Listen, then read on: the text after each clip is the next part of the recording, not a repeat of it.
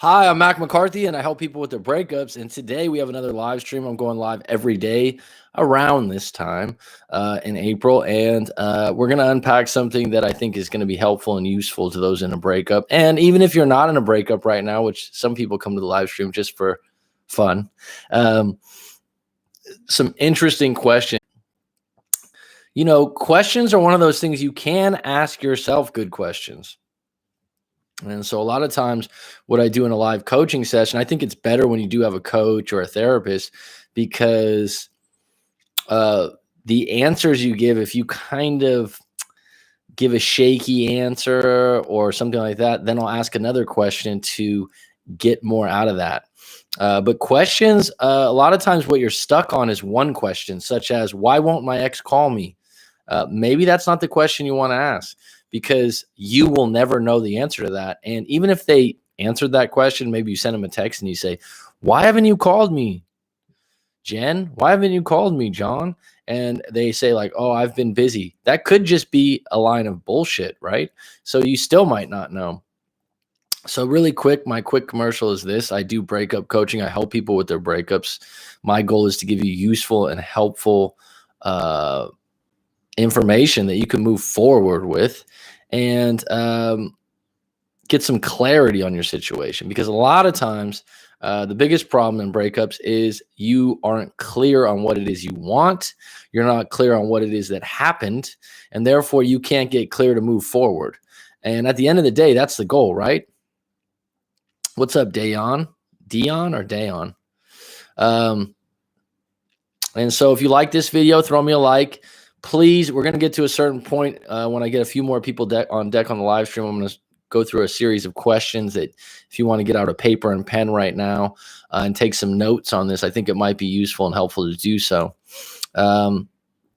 Especially if you're in a breakup right now where you want your ex back, and why do you really want your ex back? This actually came up yesterday, and it comes up every time I do a live coaching session where someone's like, honestly, and people do this all the time, to be honest with you, yeah, I'd prefer honesty. Yeah, that would be nice. So you're saying that you're not being honest with yourself. A lot of times subconsciously, you don't even think you're doing it, but you're doing it. So you sit there and you go, yeah, to be honest with you, or honestly, coach. I had recently someone with a live coaching session. They hit me up the next day and they're like, hey, I want to book another session. We did 1 hour, and I could tell this guy was holding back a little bit on some things. He was a little off, and I'm one of those people. I'm very engaging. I get along with most everyone, and we get to the bottom of things. And this guy was holding back, but I'm not going to push you to tell me the truth. It's your money and your time, right? And so the next day he goes, you know what? That really helped me yesterday to unpack some of the things, but I wasn't being honest with you. Actually, I did this, this, and this. And actually, I did this, this, and this. And I never shared that with none of my friends or anything like that. And he had sabotaged a really good relationship with a fiance. And he couldn't even be honest with me. And here's the funny thing. When people do live coaching sessions with myself, a lot of times they're in their car. And why would that be? Because that's the one place you can get privacy. Think about that for a minute. You don't want to have a conversation about your breakup in the office, maybe even in your house. If you have multiple people living in your house, that you want them to overhear things. And that's how much we keep the truth in, which I totally get. And that's the value in talking to someone like myself or a therapist or another coach out there, is that you do get a moment where you can go, I'm just going to talk to this one individual in private. They're not going to tell everyone else out there what my business is. And I can be free. I can be vulnerable, and I can be fucking honest. And so this is a burning question that, oh, why do you really want your ex back? People actually don't ask that. They just keep asking, how do I get them back? Because what they're doing is they're just trying to alleviate loneliness, alleviate the idea that they haven't had intimacy in a while. That's a big one, especially for the guys. If you get down to it, there's guys I talk to, they go on and on and on and on, and they have all these reasons of why they're not getting along, or the woman got an attitude with them, or I can't believe she said that to me. And I'm like, look, she really good looking? Oh man, she's beautiful. Was the intimacy good? Oh, outstanding. Is that what you're chasing? Not everyone. But when someone goes on and on about how they're not really connected, or their morals and values don't line up, usually the elephant in the room is that the intimacy and the fact that the individual is highly attractive is what you're chasing. That's okay. Just know that that's what you're chasing, and that probably isn't going to change the fact that your connection's not great or your trust isn't there. Right. And so, even the people on the live stream right now, if I was to ask you, some of you are already over your ex, but obviously, I think that would it be fair to say in most cases, if you had a pretty good relationship, especially if intimacy was good, that you do want your ex back after you break up? Just a knee jerk reaction. Because 2 weeks, 3 weeks go by and you're like, yeah, this is when I really miss her or I really miss him. I haven't had my intimacy in a while. And you won't say that. You'll be like, oh, I just miss my ex. I just want them back. Yeah, but subconsciously it's a need that you're not fulfilling, right? Would you agree from a female standpoint, Clara? Steven Daniels, how you doing? Jamal, it's always a pleasure. Duncan, Dave, I always appreciate your analysis on the situation. When I get to 10, I'll get into these questions, and we'll dive a little deeper into this topic. But what's your honest intentions? Actually, you can do some real work when we talk about self-improvement and bettering yourself. I tell people self-improvement 101 is taking responsibility for all your actions. What do you mean? It's like, well, even I catch myself now. I'm a coach. I preach self-improvement, these different things, and I do it now where I start to blame someone or I start to become a victim, and I got to catch myself and go, wait a minute, dude. Wait the fuck a minute. If you want to improve yourself, if you want to look at people in your life that you find successful or have done really well in their lives, they don't make a lot of excuses. They don't make a lot of blaming accusations. They take responsibility for their shit. Okay. Clara, I was just saying that is it true so let's just say you just broke up, and I know you're not in a fresh breakup, right? This was a while back. If you had a significant time with an ex, you were with them for a while, your knee-jerk reaction the first week, 2 weeks, in most cases is, I want them back.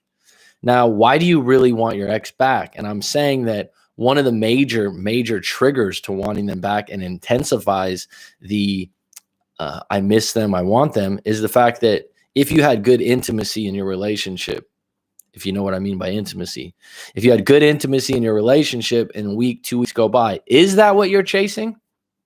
Or is it just, oh, we used to have great talks, and I used to trust them? Because my basic model, I know it's deeper than, I know it's more elaborate, I know it's more nuanced, but my basic model of what a relationship stands on, which is a tripod in my figure, is trust, connection, attraction, right? And attraction, you can go into different ways. You're attracted to someone's knowledge, smarts. You're attracted to someone's physical attributes.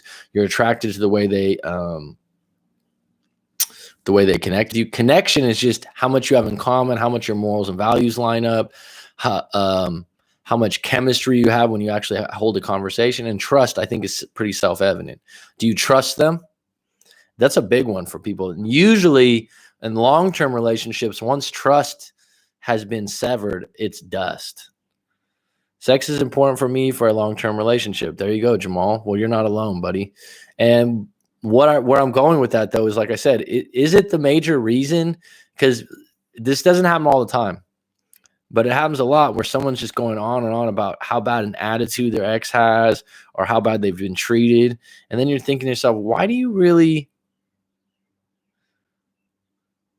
want them back? And then when I ask the question, I'm like, were they really good was she hot? Was she really good looking? Are you highly attracted to her? Oh, yeah. And then was the intimacy good? Oh, yeah, it's excellent. Because that's the only thing I can think that you're chasing at this point. Love, trust, respect, my 3 pillars of relationship. So, I mean,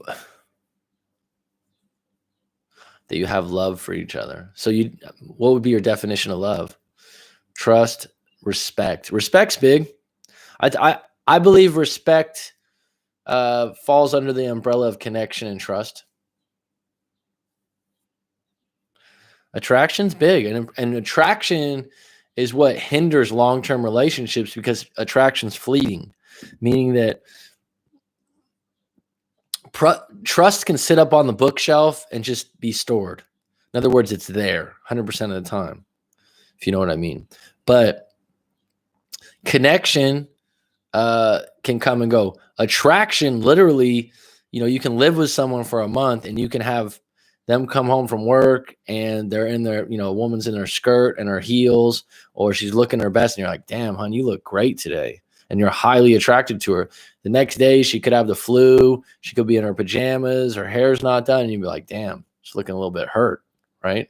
And that doesn't mean you're going to break up over it. I'm just saying that attraction goes up and down, up and down. It's like a friend of mine years back broke his ankle playing basketball. He got really out of shape because he didn't exercise. This was his excuse. And he got really fat. And it affected his relationship. And it's like, oh, that's really shallow. No, it's not. People have to be honest about their attraction. Stephen Daniels, sometimes we just want to feel better within ourselves, and psychologically we want to know if they miss us so we can feel better. So this is always interesting. Sometimes we, meaning you, once one is gone, the relationship cannot stand. Does that mean you have to start a new one, right? So we got 10 on deck. Get out your paper and pen if you like. I'm going to go through a little question time. And I think this will be useful for some of you, especially if you're in a breakup right now. And so if you're in a breakup right now, you can answer these questions. If you were in a breakup, and I think it would be best if you write this down. These aren't long answers, by the way. This isn't like one of those things where you got to analyze it and you got to write like these long fucking answers. No, this is actually really simple, and I think it'll be useful and helpful. And if you don't have a breakup right now, maybe you want to look at a past breakup at where you're at with it, and where you were in the past. So are you ready? I'm on 10 on deck. Are you ready? Yes or no? Dun, dun, dun, dun, dun, dun, dun. No, wait, I got to get my pen.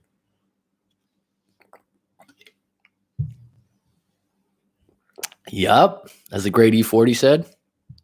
Okay. On a scale of 1 to 10, where is your trust right now? Okay. Thanks, Wendy Don. It's always nice to see you on board. You don't like this subject. Rob, we're just talking. Why don't you like this subject? Okay. So on a scale of 1 to 10, where's your trust with your ex right now? You don't need to put it in the live stream, but Duncan Dave just said 0, which means they have no relations. On a scale of 1 to 10, where's your attraction level right now with your ex or whoever you're seeing? Next one, on a scale of 1 to 10, where's your connection level?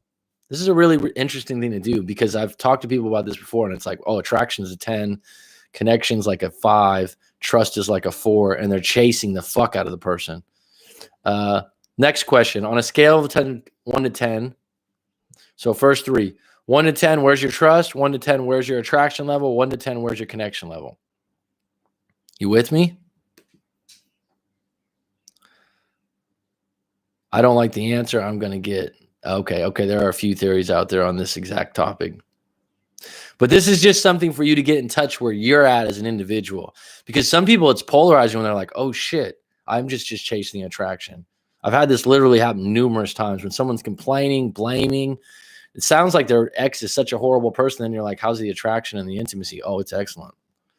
So next question, on a scale of 1 to 10, where's your belief in your ability to meet another partner? Ooh, this is a big question. Be fucking honest too, because you're answering this question not for me, not in a panel of people, just to yourself. Because I know when I broke up years back and I had this horrible time and I was going through it, I would have answered like a fucking 2. Because I was down, I was out, I was unhappy with other parts of my life, and I was fucking hurt. I was wounded as fuck. Okay? How many other, so think about that. On a scale of 1 to 10, where's your belief in your ability to meet another partner?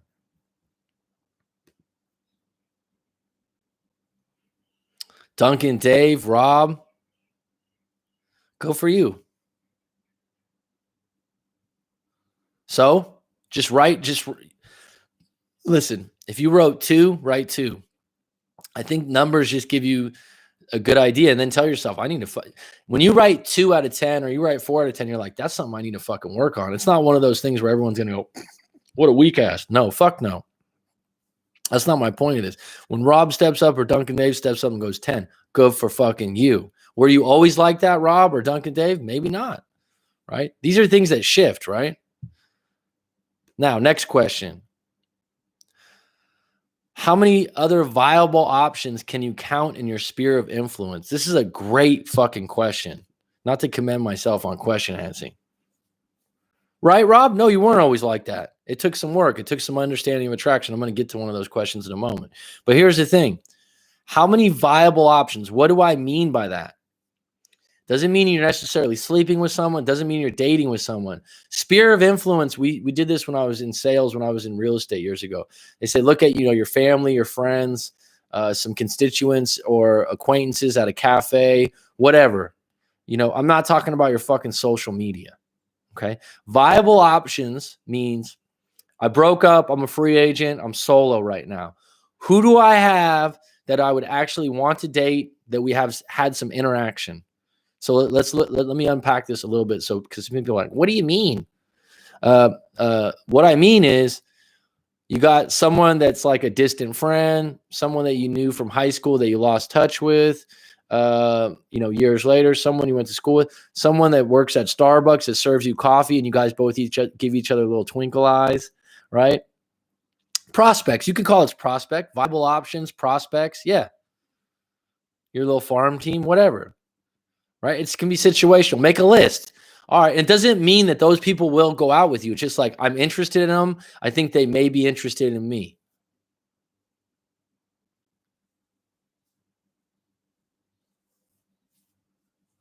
Does that make sense? Viable options.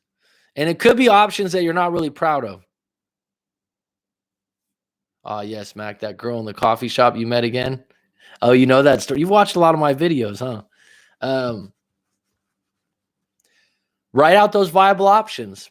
I did this one time out of a breakup, and it was pretty cool. Yeah, I don't regret it now. I laugh at it, but I was in such a bad state, and I was so weak. You know what? My knowledge of attraction and stuff like that was weak too. So, but it's good to look at those. And then so when you write those out, you're like, Jen at Starbucks, and you go, all right, Katie that I work with. Okay. Just write them out. And these are people like, you have some sort of attraction towards them. You think that there could be something there. This is actually someone you might ask out. How many viable options do you have as a free agent currently? All right. Don't overthink this too much. And sphere of influence means work, friends and family. Well, not family, but friends or family friends, I guess you could say. You got my picture. You got the picture. On a scale of 1 to 10, where's your confidence at meeting a new partner? So the question before, where's your belief in your ability? Confidence is a little different. Where's your confidence at meeting a new partner? If it's low, that's something you need to work on. And where's confidence come from? Looking good, feeling good.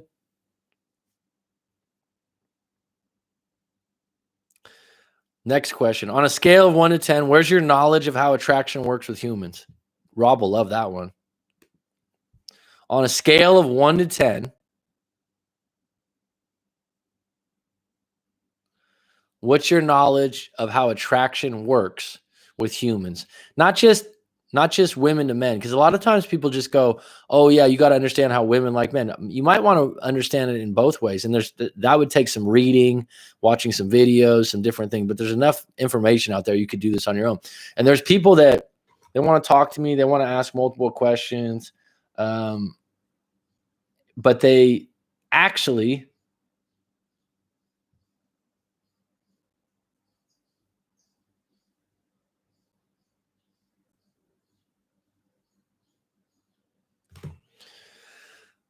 ability, knowledge of how attraction works in 11. So if this is a question that you've never even regarded, like you've never even touched this question before, where you're like, what do you mean, Mac? That means you need to get some knowledge on it. And I'll tell you the full disclosure. It was 27, 20. I think I was 28. I just turned 28 when I went through my bad breakup that I circle back to, that I'm completely fucking over. But because I do breakup coaching, I revolve back to it just to understand where you guys are coming from, and women. And I didn't. I'll just be honest. I didn't do any fucking research on this shit. I didn't do any research because I had a girlfriend. I'd met women before. I felt like I was, I was okay at it, whatever. And I'll tell you the truth. 10 years ago, I'm 38, 39 right now, not 38. I feel 28. The level of knowledge that was available wasn't at the level now. And I don't know if that's a good or a bad thing, because sometimes there's too many outlets out there. But let's just put it in perspective. You could read a couple books that I recommend. You can go into that, and you should, because this is the time when you soak that shit up and it's relative. And I remember it was like 2 weeks in, 3 weeks in, I'm on the internet. Yeah. 11 years ago on the internet. So just think how different the internet is. I downloaded for $49 a fucking manifesto on it was getting your ex back, but the guy basically just gave a lot of information on attraction and how it works. And I didn't even I was like, oh shit, that's true. Oh, I was doing that before and I didn't even know I was doing it. Oh my God. Oh wow. Oh, and I read that motherfucker in one night, and I read it like, let me roll back. I didn't really like reading before. I wasn't really into reading, or someone say, oh, do you like reading books? No, I don't really like reading books. I like watching movies better. Ha ha ha.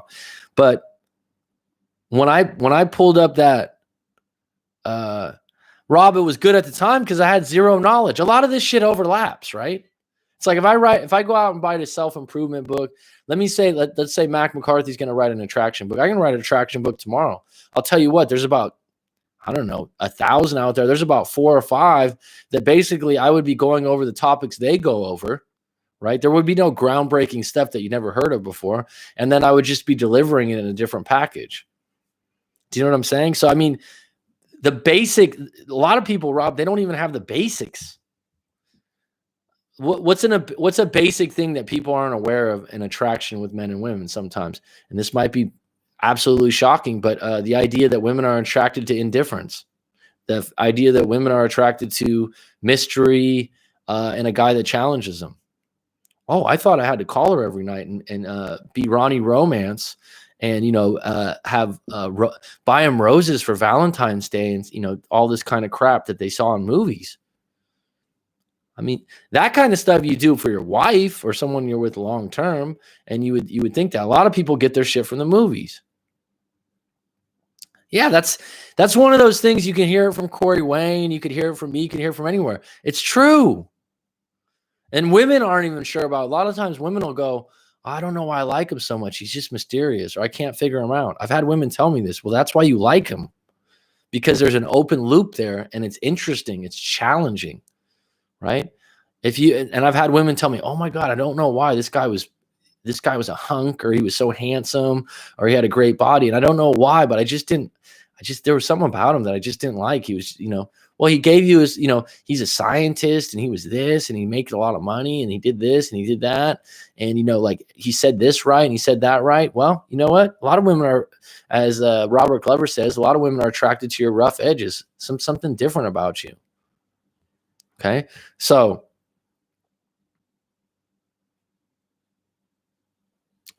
Mac, did you have a good relationship with your father? Well, I still do have a good relationship with my father because he's alive. I don't know if you meant that in past tense. No, my dad's been married for eons, 40 plus years. And so, he hasn't been on the open market in a long time. And my dad, when I broke up, was just like, my dad's an ex-Marine. He's pretty tough character. He's just like, quit dwelling on this shit. Go have a fucking beer. Maja, because of an amazing emotional connection, he was just different. Well, there you go. Difference. What are we attracted to? Different stuff. Okay, so just to recap, on a scale of 1 to 10, where's your trust right now with your ex? Where's your attraction level on 1 to 10? Where's your connection level on 1 to 10? Where's your belief in your ability to meet another partner on a scale of 1 to 10? Great fucking question. If you're up to 8, 9, or 10, what the fuck you doing? wanting your ex back right now? How many other viable options can you count in your sphere of influence, in your prospects that you might want to date that you actually know right now? On a scale of 1 to 10, where's your confidence at meeting a new partner? On a scale of 1 to 10, where's your knowledge of how attraction works with humans? Next question. What are you missing most about your ex? Be fucking directly honest. If it's sex, write sex. If it's watching Netflix every night, write that. What are you missing most about your ex? Really be honest. The first thing that comes to your mind is what the subconscious is speaking.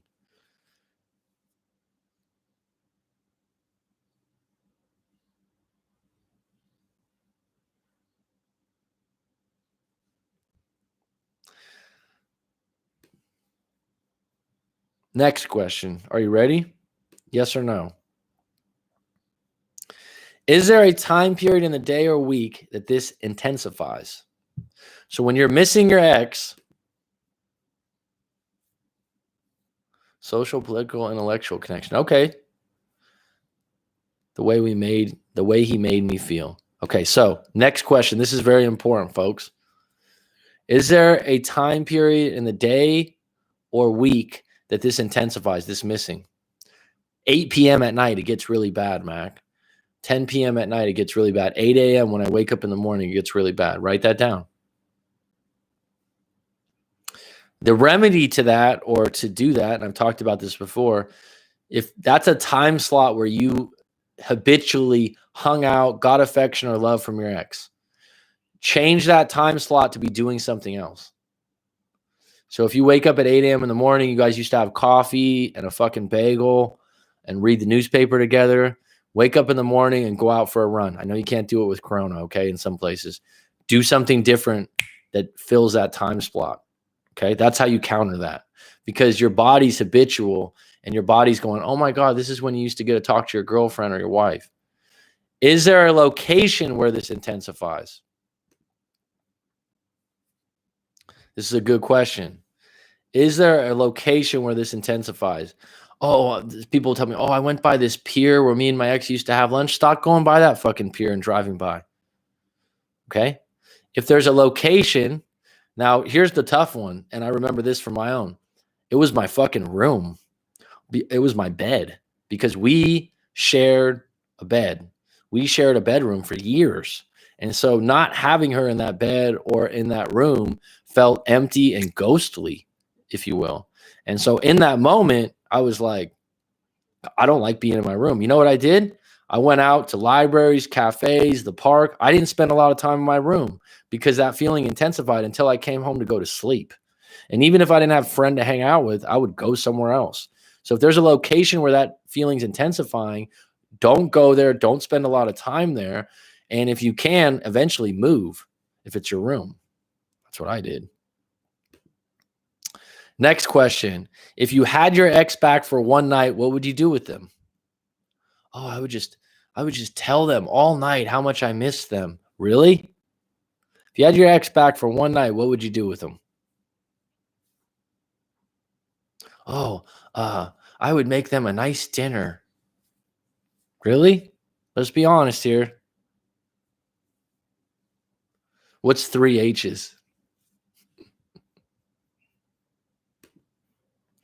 The reason I ask that is that maybe that's what you're really chasing. If you say like, oh my, there was one coaching session I had, this girl had this thing where they had a complete lack of intimacy, right? They were in their 20s. They had been together a long time. They had lost a lot of the spice and flair of the relationship. And she knew the intimacy was really bad in their relationship. They had gotten down to like once a year having sex or something like that, which was shocking, right? Because they were in their, like I said, their mid to late 20s. And so she was like, oh, all I want to do is like have a hot night of intimacy with him to prove that I could do that. It's like, well, too late. I don't know if they're going to buy that, but just what is it that you would do with them? Right? You have one fucking night. Hang out, have fun, hook up. Got it. I would try to recreate that emotional connection and probably make love to him. Hang out, have fun, hook up. Sex and fun. Okay. This next question is going to get real quick. You guys liking the series of questions? Series of questions and the sequence you ask them in is highly important. This is going to be the elephant in the room for everyone here. So you got this moment. You got to spend time with them. They were receptive. They met up with you. You had fun. You hooked up. You had passionate, intimate, quality time together. Right. I told you before, some dude had rented a stagecoach with horses and rose petals and stuff. I said, this is your first date back together? That's intense, dude. Next question. Would that erase the problems you had? Ding, ding, ding, ding, ding, ding, ding, ding, ding, ding, ding, ding. I would say that most people are going to answer that if they're answering it honestly. No. You had one night together of great connection and intimacy. Would that erase the problems you had? Would that erase the annoying best friend? Would that erase the fact that you don't trust her ass because she's been texting her ex all the time? Would that erase that you've been apart for 2 months and you don't know if she's been fucking around? That really bothers you. Would that erase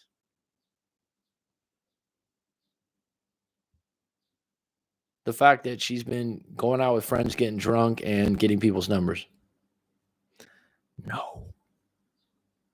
This is what I do in coaching sessions, by the way. It's like series of questions. And you're like, did some of you, correct me if I'm not, just come to a realization like, oh shit.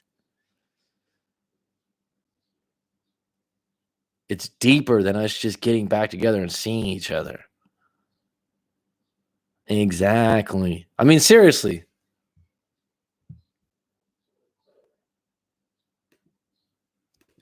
Because the problems are why you broke up.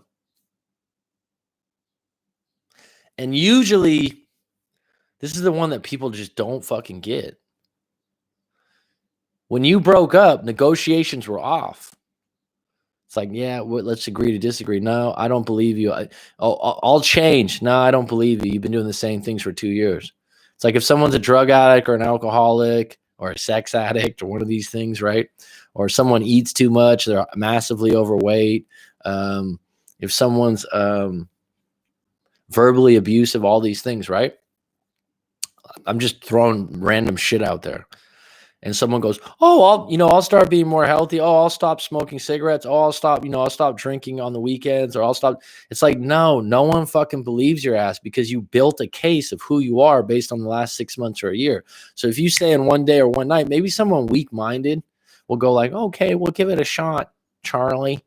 But if you've been together, the longer you've been together, that person has it imprinted in their head that that's who you are and what you are. And even if you did change, they wouldn't believe it. They wouldn't believe it. And so the longer you try to work on problems and the longer you try to fix them, probably is the longer that you guys need to be apart to believe that someone actually changed. For example, if someone's a drug addict or an alcoholic, you wouldn't take them back in a day, but maybe after a rehab of 1 month, 2 months, 3 months, you'd be a little bit more confident. People do change. They need a crisis or a situation that motivates them to change. Yeah, that's my point. It takes time. But what people do all the time in the breakup is they think, oh, well, just told me this. Talk is cheap, right? And then you get back together and 3 months later, you're like, yeah, we broke up over pretty much the same thing. Okay. And so next question. I think that's one of the realest things that you can get to at this point. Would that erase all the problems you had? If you knew what you knew now, would you still pursue this individual? Great question. If you knew what you knew now, would you still pursue them? Agreed. Adults only change through massive amounts of trauma or motivation. One thing that a lot of people never, Maja says, my ex's issues go back to early childhood. I would have worked with her. Okay. Well, there you go. Jamal says no. Nike says no. Well, then in that case, then what are you chasing? Probably would have. Okay. Here's the thing. When I ask you these questions, there's no wrong or right. This is just, how you, this is you getting in touch with your actual feelings. And actually, when you divulge this stuff to yourself, does it give you some clarity? These are simple questions, right? It gives, like, you're like, oh shit, wait a minute. Like, even if we got together one night, is that going to erase our problems? Wait a minute. If I met her over again, I knew everything I know about her or him, would I restart this motherfucker? I'll say it one more time for Mr. David Jeffers. If you knew what you knew now, would you still pursue this person, this human, this woman, this man? What's scary? I was blinded by the red flags because I was desperate to have this idea of a girlfriend. A lot of times for men, correct me if I'm wrong, especially if you're younger, you're blinded by attraction, which sounds counterintuitive, because you see attraction, right? I see woman, she's hot, she's beautiful, she's gorgeous. I see woman, I want to sleep with. I see woman, ooh, nice. Ooh, she looked back at me. Ooh, yes. Ooh, yeah. Ooh, great. And then it's like, oh, you start hanging out and you just discount the fact that you have nothing in common, or that she talks really bad about her job, or she doesn't have a very good relationship with her mother. You just discount all that shit because they're like, ooh, she's gorgeous. Ooh, she's beautiful. Ooh, she's great. And you don't ask yourself, wait a minute, can I find someone like this that I actually like hanging out with too? Just to add to what you said, Nike, trauma definitely changes people, but it doesn't always have to be something traumatic. Like when someone has a kid, which I don't, they say that changes their life instantly because the responsibility that they need to take on. I don't know if that would be traumatic. It could be dramatic. I didn't see them either. Exactly, man. All right. So I hope that sheds a little bit of light on where you're at and why you want your ex back. And maybe to get deeper in touch with, maybe I don't want him back. Maybe I just want him back for a night. Maybe I just want him back part-time. I know, to be honest, some of the breakups I've had where I broke up with them and I wanted to still see them, it was more like a friends with benefits, or I was missing intimacy. We tend to fall in love with the fantasy of who we think someone is. Absolutely. Absolutely. We tend to fall in love with the fantasy of our jobs, of a lot of different things. I'll tell you what's worse than that, Nike one, is the fact that some people try to recreate someone where they literally are like, oh, you need to, get a new haircut, or you need to start dressing this way, or you need to do this. And someone just falls in the lines like, oh, my partner told me I need to do this. I need to do that.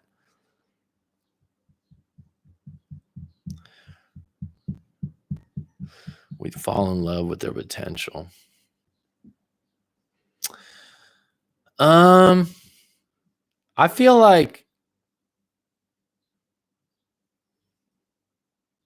it depends on where you're at in your life to fall in love with potential. But I do believe people are blinded by good intimacy a lot of times. And I do believe that that's what a lot of people are chasing. As you get older and your hormones aren't as crazy, you're chasing more certainty. You're chasing good connection and trust more often. Now we have the fantasy of the ex. It's horrible.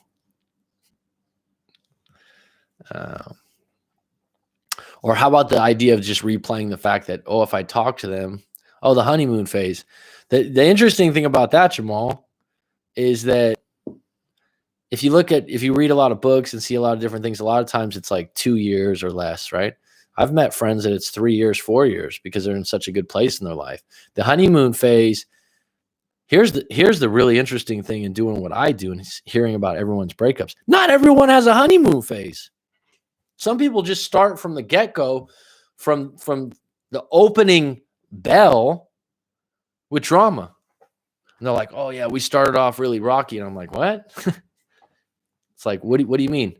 Oh, well, this, and this happened. I'm like, well, that's not how a relationship should start, right? You shouldn't be start putting out fires right from the get-go, because that's not going to go away. That's the honeymoon phase. But there are people out there that told me before, they're like, look, I can make the honeymoon phase last forever. Now, how would someone elongate the honeymoon phase? How would someone... There are couples out there. There are albinos in the wild.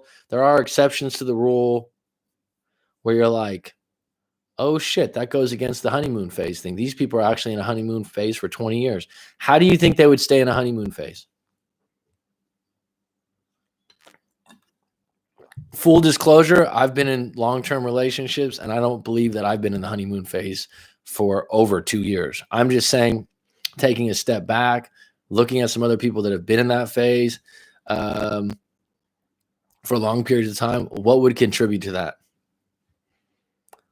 I didn't mean to say we fall in love with their potential, but we miss their potential.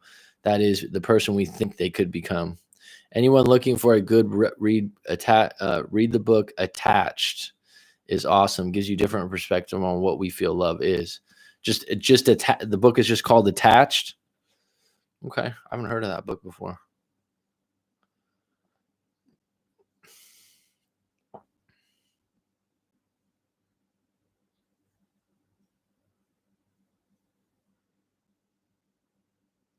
What do you think it is? If someone was going to make the honeymoon phase last for 5 years, 6 years, 10 years, 20 years, there's couples out there that they're in the honeymoon phase and they've been together a long time. Are they albinos in the wild? Are they rare? Yes.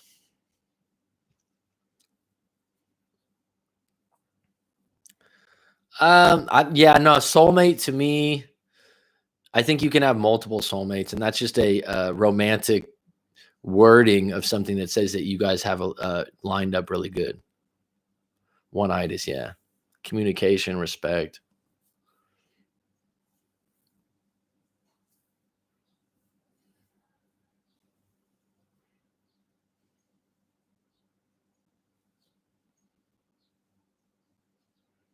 Oh, absolutely. We associate love with how we were raised. That's psychology 101.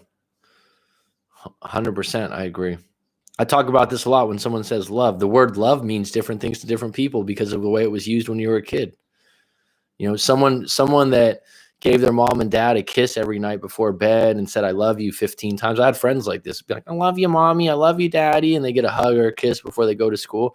I wasn't deprived or anything, but I mean, I walked to school since I was 6 years old or something like that, or 7 years old, rode my bike. I'm not jealous of that, but there's just different things that when someone gets older, they created a model of what love is. And so therefore people go, oh, love is this, love is that. Love is what you interpret it to be. Everything is interpretation based on life experience. What's up, Keisha? How are you?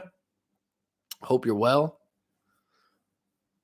Yesterday was a deep live stream when I went into the things that you could, a powerful thing you could do for someone you care about. And thanks for that message or the comment about it touching you, Keisha. So where I'm going with this, though, the idea that someone can elongate the honeymoon phase is when someone does find someone that really lines up with them and their position in life is one that has lower amounts of stress. Both people were raised by healthy families. I don't want to say good families. I would say, I don't know, healthy families with healthy morals that line up. And both people are very comfortable with who they are. Both people are financially okay. And someone's like, oh, finances count? Well, finances count because if you're not financially sound or okay, it's going to create high levels of stress. And what does stress do? It alters the relationship. So someone doesn't necessarily have to be rich, but it does help, doesn't it? I've known someone before that was pretty wealthy, pretty well off, not the perfect person. But his wife was, for 5 years just dancing on water when she was with him because they're going to the French Riviera, they're going here, they're going there. And then when they finally settled down and had kids, the relationship changed and the individual's not very happy. Yes, that's true. My ex didn't get that love as a kid, so it was hard for her to show love in a healthy adult way.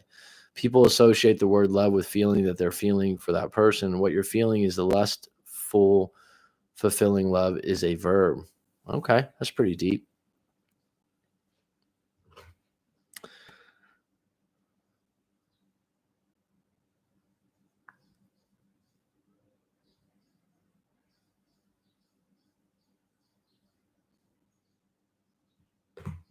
What's up, Jen? How you doing? We just got into a deep questionnaire, if you will. I'm opening things up to questions right now. We can't get into a story. I do have 21 on deck. Thanks for the likes. Lionel T. My ex dealt with BDD and eating disorders. Definitely affected the relationship. Do you guys ever think about this? Like cavemen were around, or even when it was like the 1700s or 1800s, which really wasn't that long ago in the history of time of humans, that you think some cowboy or some Native American in a tribe was like, oh, my squaw, she's got BDD disorder, or she does, like, do we even have these fucking problems, or did we create them ourselves? By creating the labels, did the problem become worse? Amal Jane. Amal Jane? What nationality is that, out of curiosity? How you doing? Well, this is why we say everyone has a different love language. Absolutely true. Absolutely true. Mm-hmm. Indian. I'm good. How are you, buddy? I'm excellent. Haven't had Indian food in a long time, actually, just off the top of my head.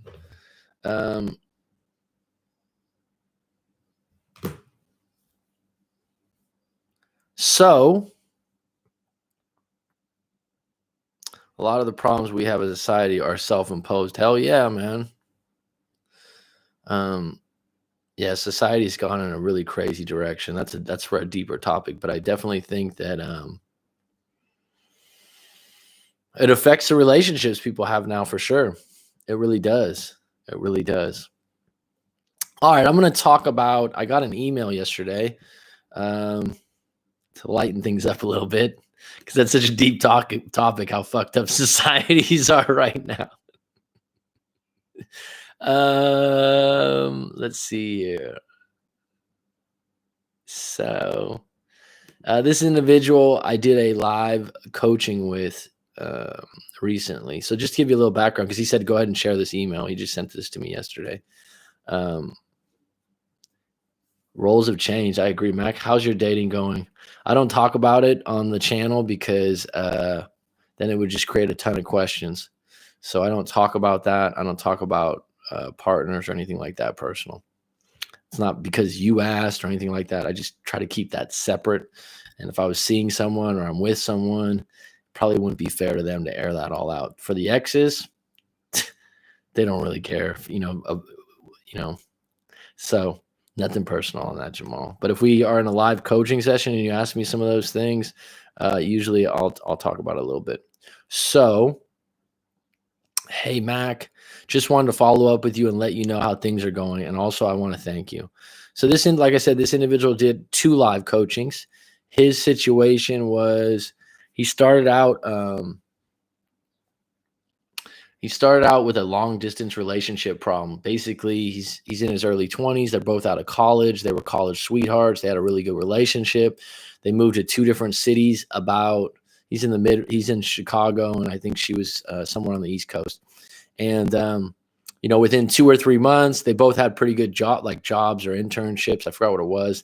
And they, like long distance usually does, stress happened, work happened, and then this problem was elevated, and basically they broke up while they were in different cities.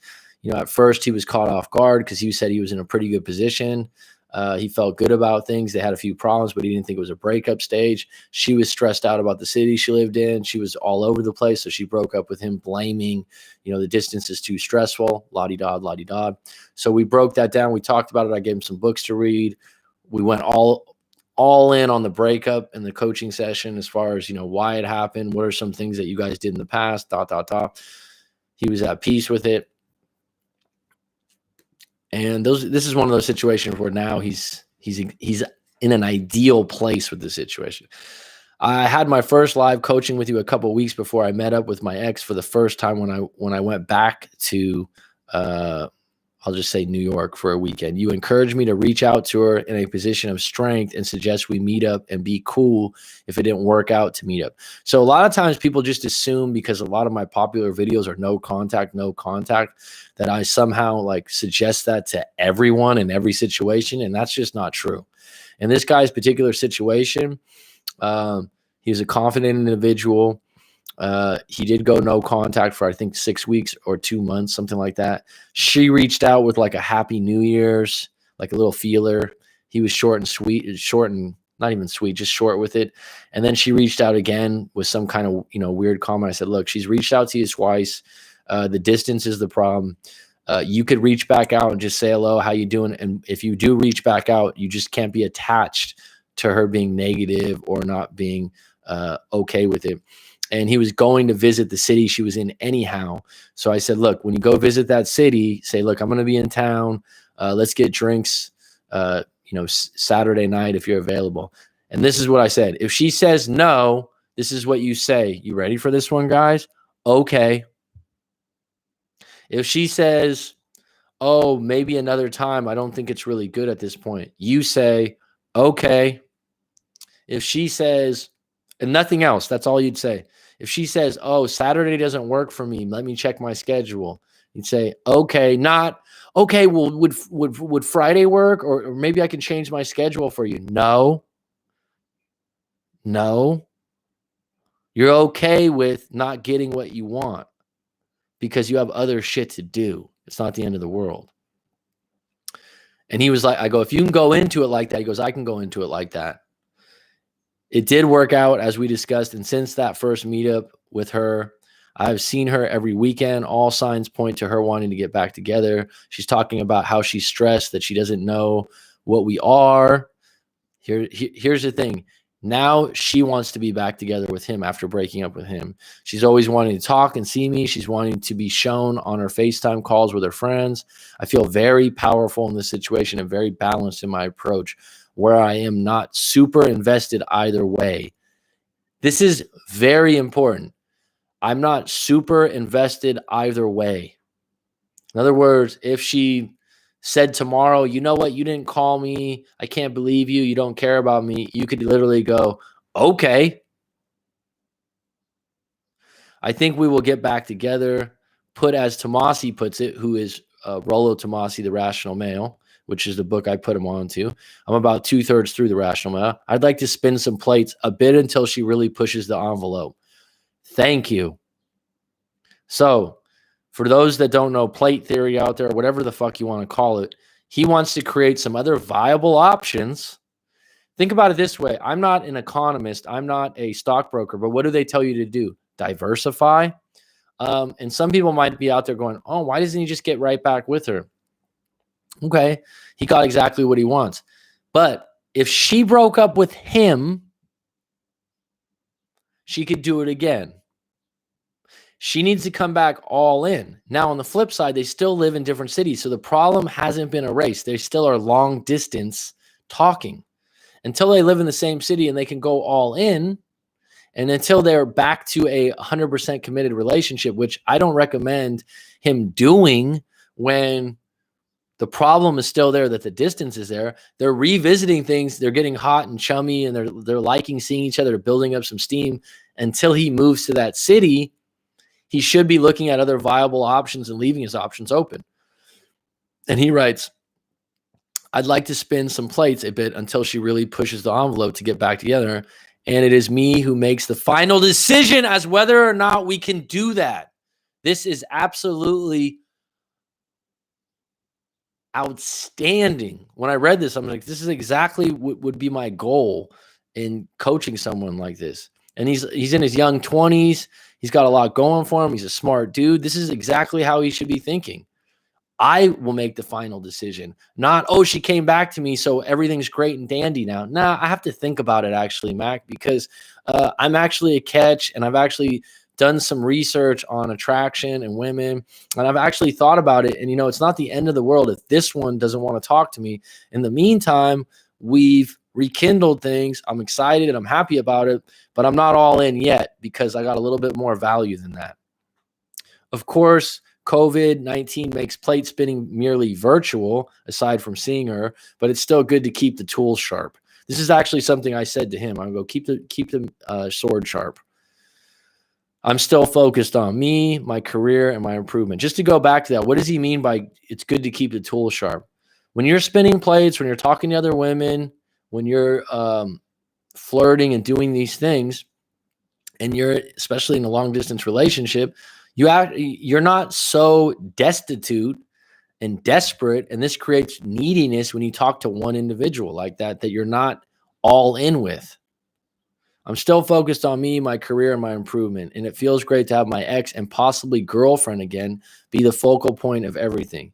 It feels great not have my ex be the focal point of everything. Again, this would be the point of a live coaching session. I think this whole experience has opened my eyes to a lot of things, and I'm quite grateful for it, even though it sucked. And he wrote sucked in caps locked.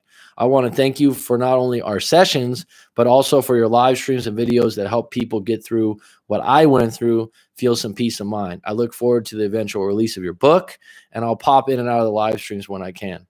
I mean, if I could frame this, I would.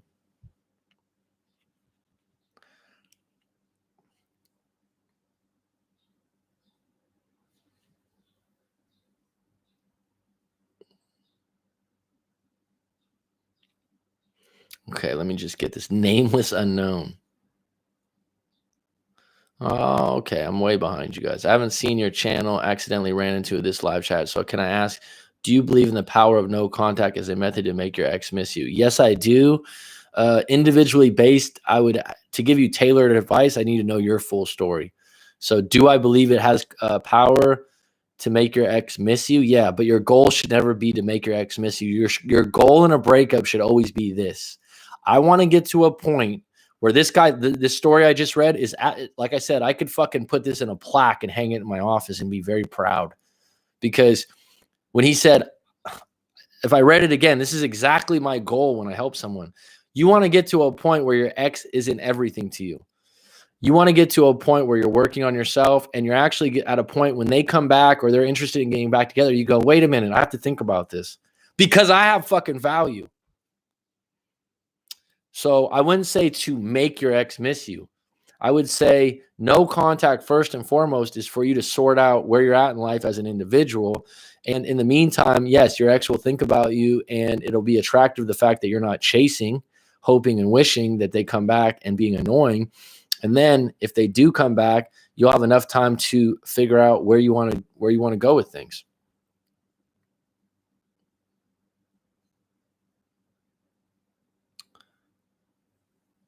Well, can't mix business with pleasure. Good business model there, sir. Thanks, Nike. What to do after a mutual breakup?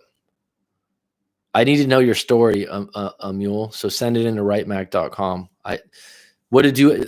Here's the thing. If you guys haven't been on my channel before, some of you haven't, my model is this.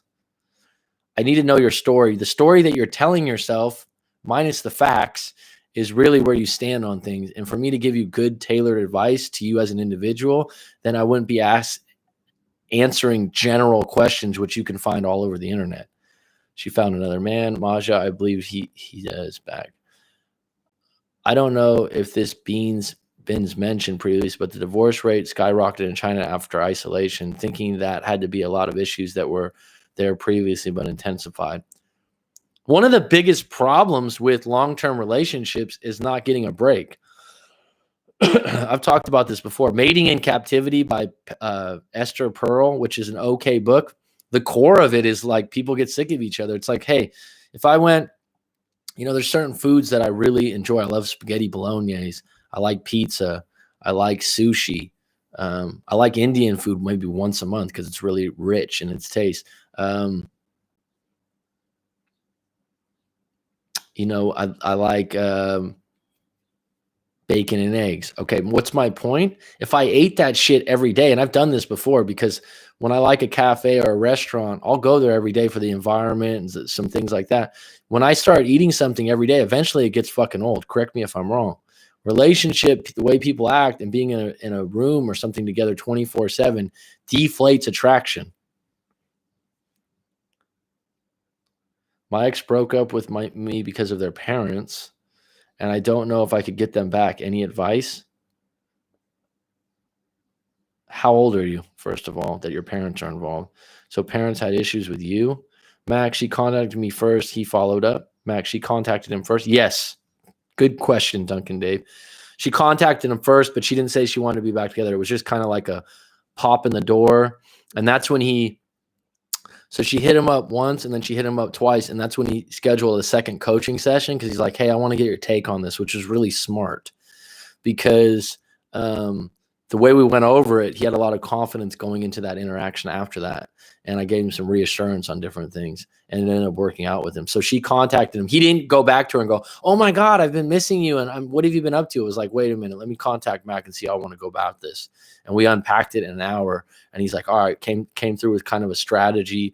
And getting back to the point I hammered down that he accepted, I was like, you can't be attached to the outcome if you do call her up. And you don't want to get these lovey-dovey, back and forth text. But yeah, she reached out first in a very non-interested way on that chapter. Good man, spin the plates. She will. She needs validation from him giving the LDR. Unknown any particular reason why. But what if you don't feel okay? What if you really miss the person? Why not be real? It seems like it's all head games. Keisha, that's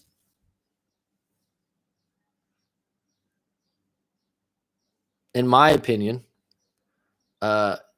attraction is generated in a lot of ways by the challenge. So if this guy, if he was to come back to her and say, oh, I just missed you so much, could it work? Sure. Based on his individual situation and the way we unpacked his story, no, I didn't think so. But most females would say that. And that's not a shot at you. They would go, why wouldn't he just say that? He didn't, to be fair, this guy wasn't playing head games. Okay. So let me just reframe that. He wasn't playing head games. What he was doing is getting into a position where he had confidence that if she, when he went back to visit New York and she said, nah, I can't do drinks, or she said, nah, I can't do this, that he'd be okay with it. Best way to get someone's attention is to remove yours. The best negotiating tool you can have is to walk away. I mean it depending on how your breakup went down. I agree. That's Coach Corey Wayne, I believe. Nike knows Coach Corey Wayne.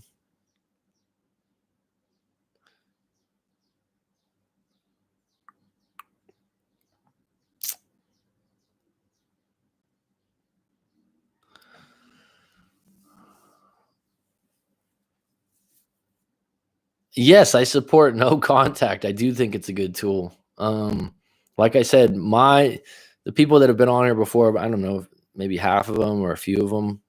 No, maybe half. I don't know. They've done live coachings and they've sent their stories into me. You know that I'm going to look at your story and give you advice, not necessarily give you some kind of blanket theme for every breakup. Is that legendary Double D? It is Double D. It's always been LDR, but she's willing to fight. But she's willing to fight for it. Well, it might be because we are teenage. I don't know. The whole fucking, oh, well, they fight for it. Stop watching Hollywood movies. Great story. Thanks, Dion. Dion or Dayon? I'm sorry, Mr. Chestnut, I'll call you. Mac, regarding spinning plates, if you are in a relationship, can you still spin plates but keep them as friends? That's a really good question.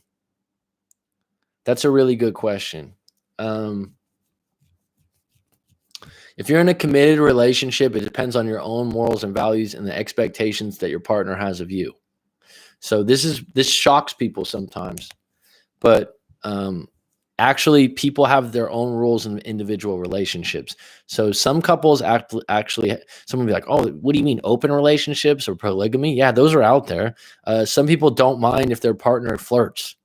They just know it's their personality. So it depends on your relationship and the expectations that were created early on.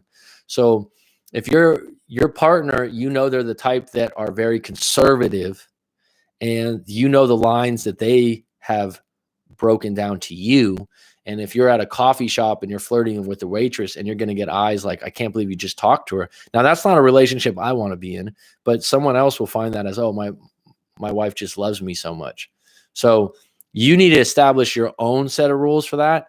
Me personally, if I'm in a relationship, I'm an engaging conversationalist type person. I am going to go out of my way to talk to everyone. And if I'm talking to a woman and I'm lightly flirting or joking around and it doesn't mean anything, I think it's okay, in my opinion. As Corey Wayne says in his thing, and I'm not saying this because he said it, but someone brought it to my attention that he said this too before, so I didn't get this from him. I believe treating women and being outgoing with guys too in some ways, if that's your personality, then that's fine. A lot of people do say, and some people might argue with this, that women line up guys as options when they know they're going to break up with someone. Now, what I would say is, I believe that this idea of emotional cheating, how can you turn that off? I think if you work in a public place and you interact with enough different people that you're attracted to, there's going to be moments where there's going to be innuendos and flirting done. What you do with it after, it's like reading the menu and not ordering, right? And so, if you're getting married and you have kids, you're probably not going to publicly be going out of your way to spin plates. Seeing someone at the cafe, or you interact with someone in a retail place and you kind of joke around, and you flirt and you talk a little bit, and then you leave it alone. I think that's fine. Maybe it's a cultural thing in Thailand too. I don't know.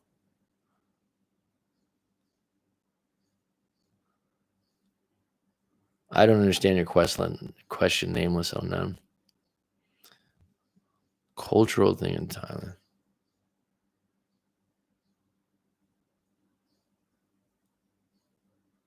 How old are you, nameless? This is 18 and over. Duncan Dave, been around a block a few times, sharpening all of my skills from Mac and to Wayne. Rob Dizzle, good show. That's a good question. My thing is a situation. It really depends on where the power has been shifted. That's a good answer from Rob. Blessed place to be with someone is that of indifference, especially in the beginning. Thanks, Rob. 22 are watching. We're getting some steam here. What happens when you break no contact months later? Yeah, Keisha, just to elaborate a little bit, every situation is different. And in this particular situation, if you knew the full story, I mean, we had an hour and a half long coaching session. We had another hour plus coaching session. So to get the whole picture is pretty difficult for you. But he wasn't playing head games in my viewpoint. Dayon, I would definitely recommend booking a coaching session. And Nike One has, who else is on here that has? So, I mean, they could recommend to Azam has, David Jeffers has, and I think they would agree that it was good for both of us. Yeah, I don't understand this. When no offense, nameless unknown, but this is supposed to be 18 and over. I put it in the thing.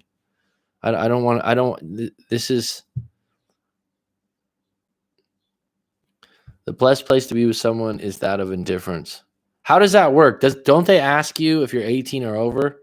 If I put that this thing's 18 and over, I will definitely book a coaching session. I look forward to it, Dayon. And the coupon code is ROBIS for the month of April. I'm holding strong to that. If you do a 1 hour live coaching session, it's usually $125 for the hour. I give $25 off this month. I know everyone's feeling it. What happens when you break no contact months later? Depends on the situation, dude. I need to know your circumstances. That's why a coaching session, you can unpack this real time, but there's not a one size fits all to this, right?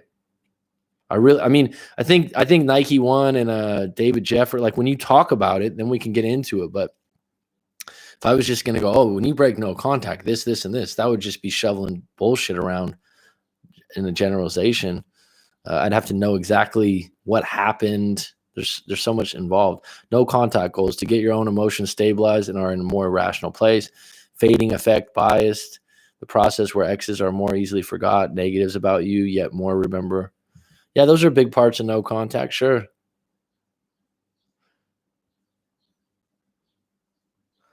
He had next back out to me wanting to be friends, and that wasn't the terms of the deal I wanted with her. Sorry, if we can't be lovers, we can't be friends.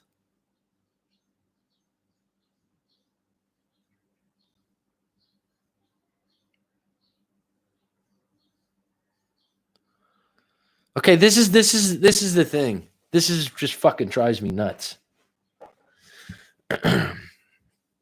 Sorry, I did this a few days ago on the live stream. Do we have a chance? I don't fucking know. I mean, everyone has a chance. So do we have a chance if I do no contact? I've said this before, and unfortunately, nameless unknown, this isn't personal. This isn't a shot at you, but this is 18 and over. And so is the website, okay? But I don't know how you, I guess you can just get on that way without it, but I put it on there before, and I've been told before you have to say you're 18 and over. Anyways, this whole idea, will I have a chance again? I mean, these kind of questions, right? Go ask 25 different people and you'll get 25 different answers, but none of them will be based on any kind of substance. Oh, we went no contact and we broke. If you give me 2 or 3 sentences and then ask me a question, I can't really answer that question honestly, right? And if you're sitting around going, oh, I wish we have a chance again, you're not very attractive to the other person. And the idea that you're working on yourself, looking for a second chance isn't very admirable. You just work on yourself because you want to work on yourself. But when you're caught up, and the first part of this live stream was talking about a good sequence of questions to ask yourself on where you're at and why you're there. But people, oh, do we have a chance again? Who knows? Is there a chance of rain tomorrow? I don't know. You could check the weather, but that could be wrong too. It's not a good question to ask. Write out your full story, get clear on what happened, get clear on what the problem was, and then is the problem fixable? If the problem's not fixable or problems aren't fixable, then you need to move on. If you don't believe you did anything wrong, what are you chasing? If you are in a place where the timing's bad or the circumstances are bad and you didn't do anything wrong, then you need to accept the fact, oh, it's bad timing right now. This individual had to change jobs, or this individual had to move. It's like I've been in a situation before. We just started dating. We just started seeing each other. Everything's hot and heavy. This individual had to move. It wasn't in no reason a reflection of our relationship. They had to move for personal reasons. It was disappointing. It was upsetting. Did I accept it with dignity? Fuck yeah. What else do I have to do? Oh, do we have a chance in the future if we stay in contact? No. You have to ask yourself, where's your power in this situation? Where's my power? Oh, let me dissect this thing and see why we really broke up. Can I accept it? If I did something wrong, can I improve it? If the other individual is not worth reconciling, then what am I chasing? A chance?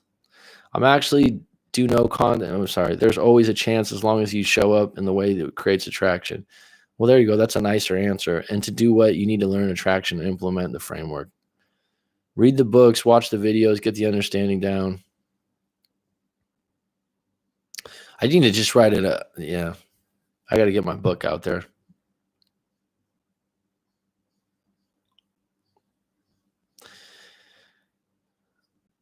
treat them like lovers, as he says.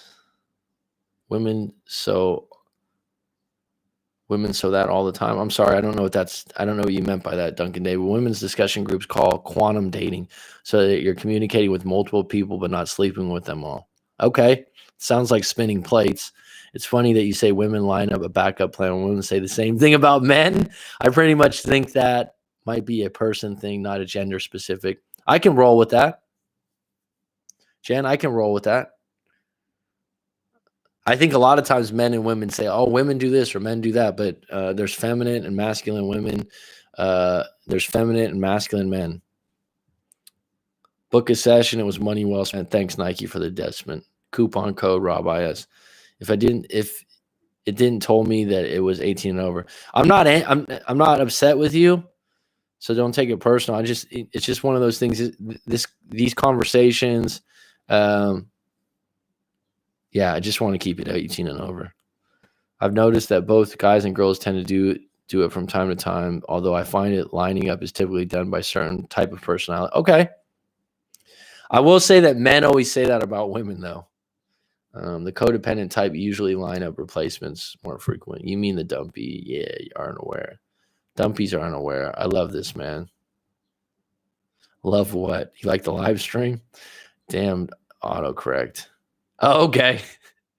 Autocorrect can be funny sometimes. You're like, oh shit, I didn't mean to write that.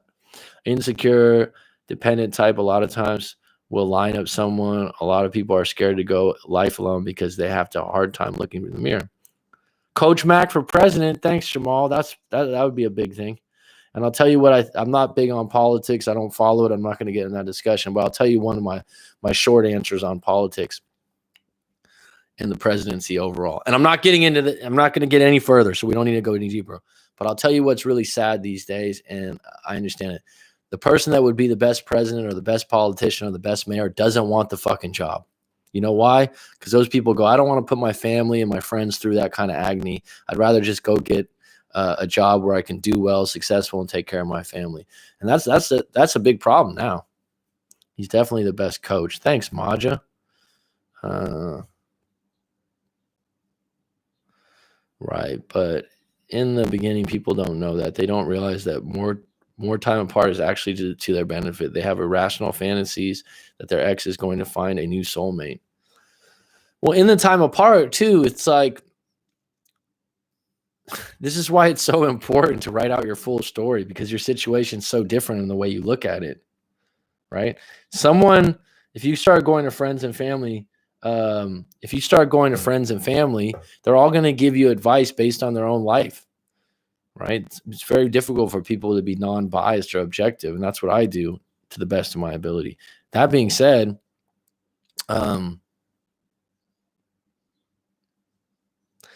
getting some time away should line you up with like, wait, what am I doing here? Very few people are compatible. Yeah, I would add to that. Very few people are compatible at a high level. Maybe we'd add that to it, David. Yeah, and okay, that's a really good thing to unpack a little bit, David. Excuse me.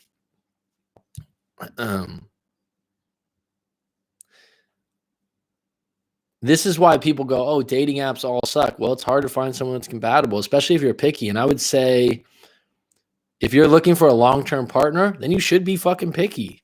It's like, if you're going to go buy a house, I used to be a residential real estate agent, right? That's a big fucking choice if you're buying that house to live in, right? If you're buying it for an investment, it's just numbers based. If it, how much rent will it get? How much will it appreciate? If you're buying it to live in, it's emotional, right? It's like, how does the street look? It's like, what's the view like? What's the school district? There's so many variables involved. When you buy that house, you should be fucking picky, right? Because you're going to live there. And where you live really counts on your happiness, and it really affects your lifestyle. And so when you pick a new partner that's your long-term relationship, and you just basically started out being highly attracted to them, or there's some people out there that just pick someone because, you know what, he's a really nice guy and he makes a lot of money. Heard that one before?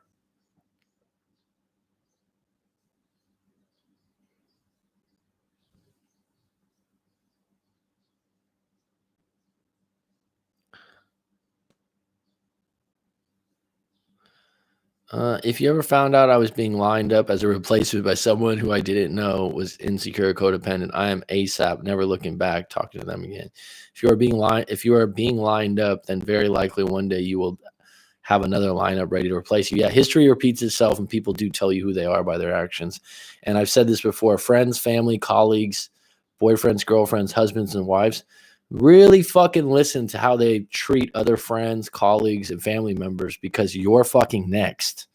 And I didn't really realize this till I've been in my 30s, and I've reflected on different things in my life, journaling and different things like that. I'm like, oh shit, this person that I had a falling out with, I was just next.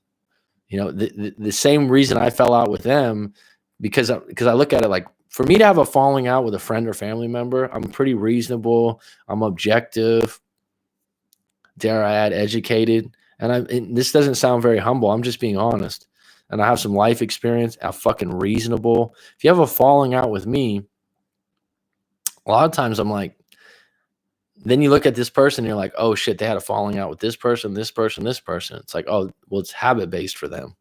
It's how they communicate. It's not personal. On average, what age is the perfect time to actually have a healthy long-term relationship? That's up to you, Sergio.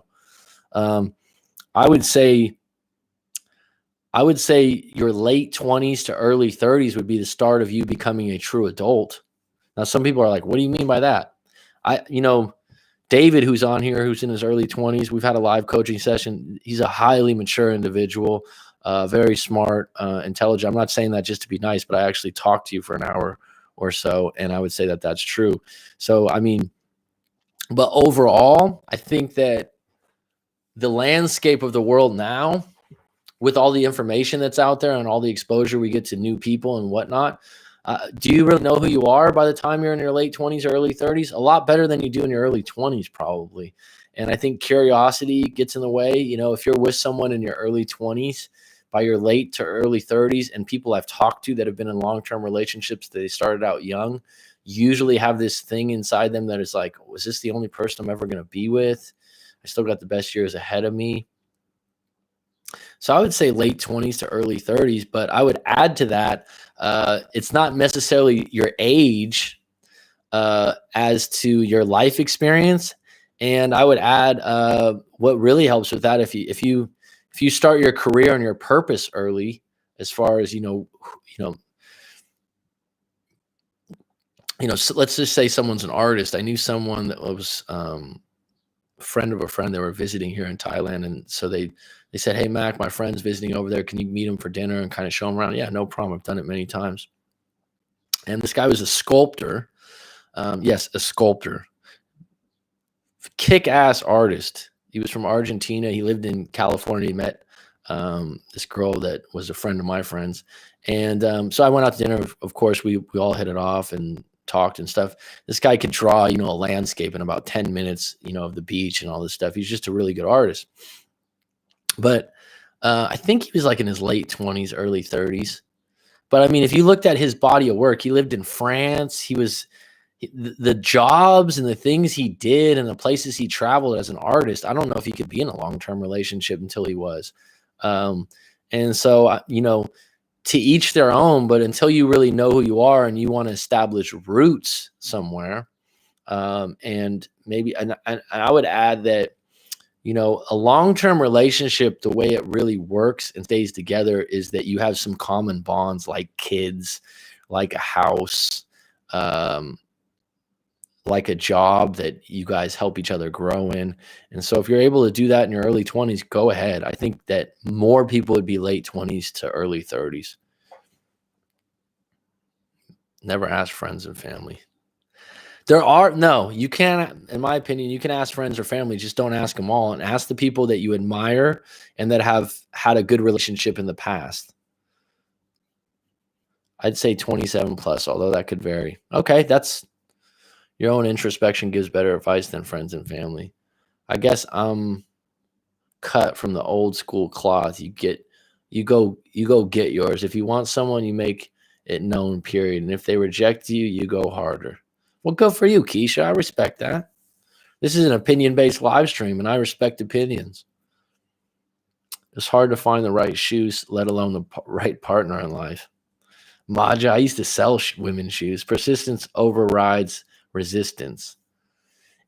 The only thing I would disagree with you, Keisha, in terms of getting a partner, I think persistence becomes annoying and unattractive.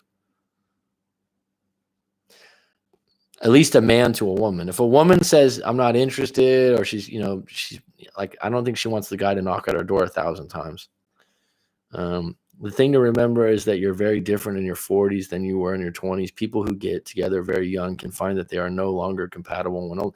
People change. I know at 39 years old, I'm much different than I was in my early 20s, my mid 20s. And that has a lot to do with your job and how many places you maybe lived.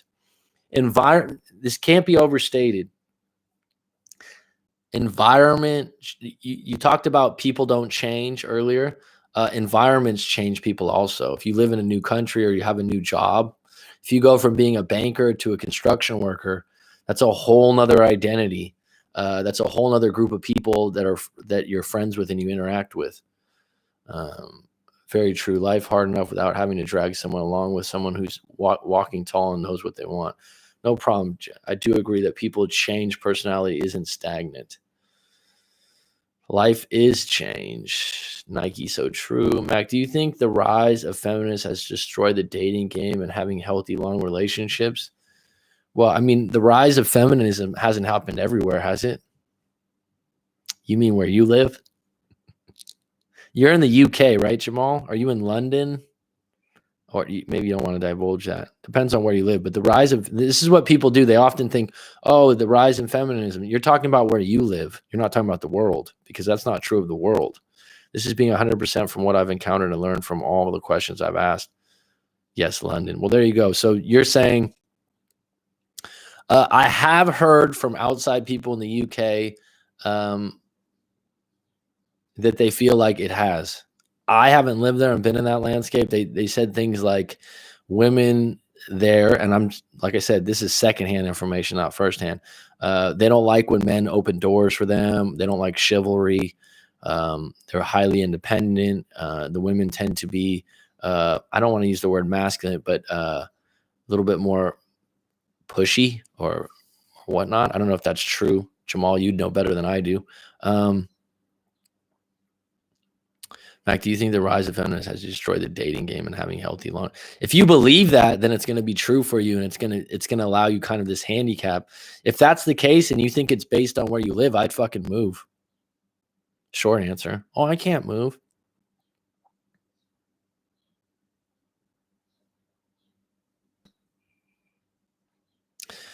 Jen, there's some good perspective. I'm a woman and can admit that feminism in the U.S. has destroyed dating. Women want to be independent, but also want to be courted. You can't have it both ways. Can you have it both ways? I don't know.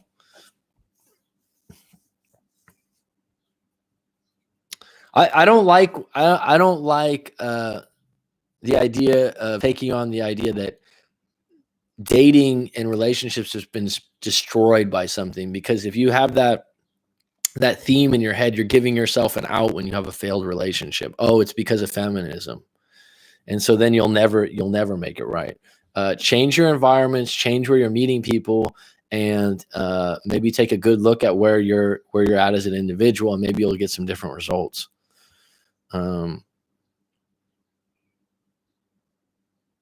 That person wasn't the one. They were just caught in a moment.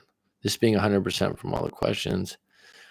This is being 100% from what I've encountered and learned from all the questions I've asked over the years. I've yet to meet one person that has told me that they would have waited to have kids. They knew.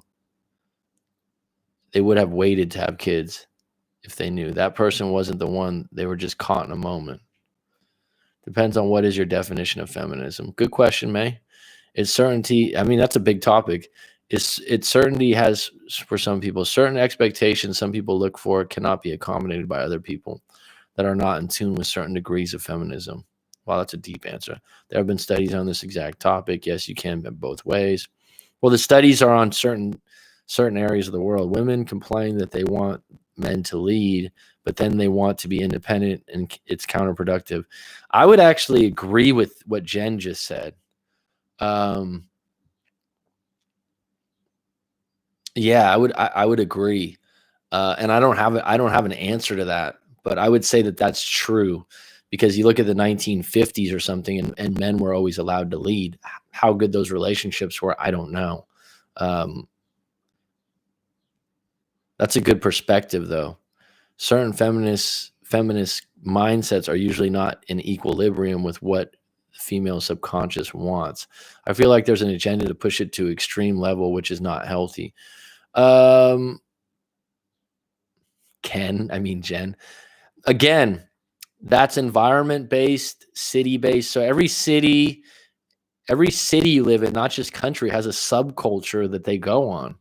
I've talked about this. So I've lived in, I'm going to talk about this at length in my book, because I think it's a lot of people settle into, oh, this is how the world is, or this is how humans are. No. It's a whatever something like feminism and the subculture of how women act is unique to London. Does that make sense?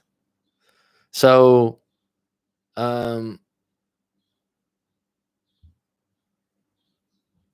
I'll get to you in a moment, but let me unpack this really quick with Jamal, because this is a significant piece of advice, and people don't fucking get it.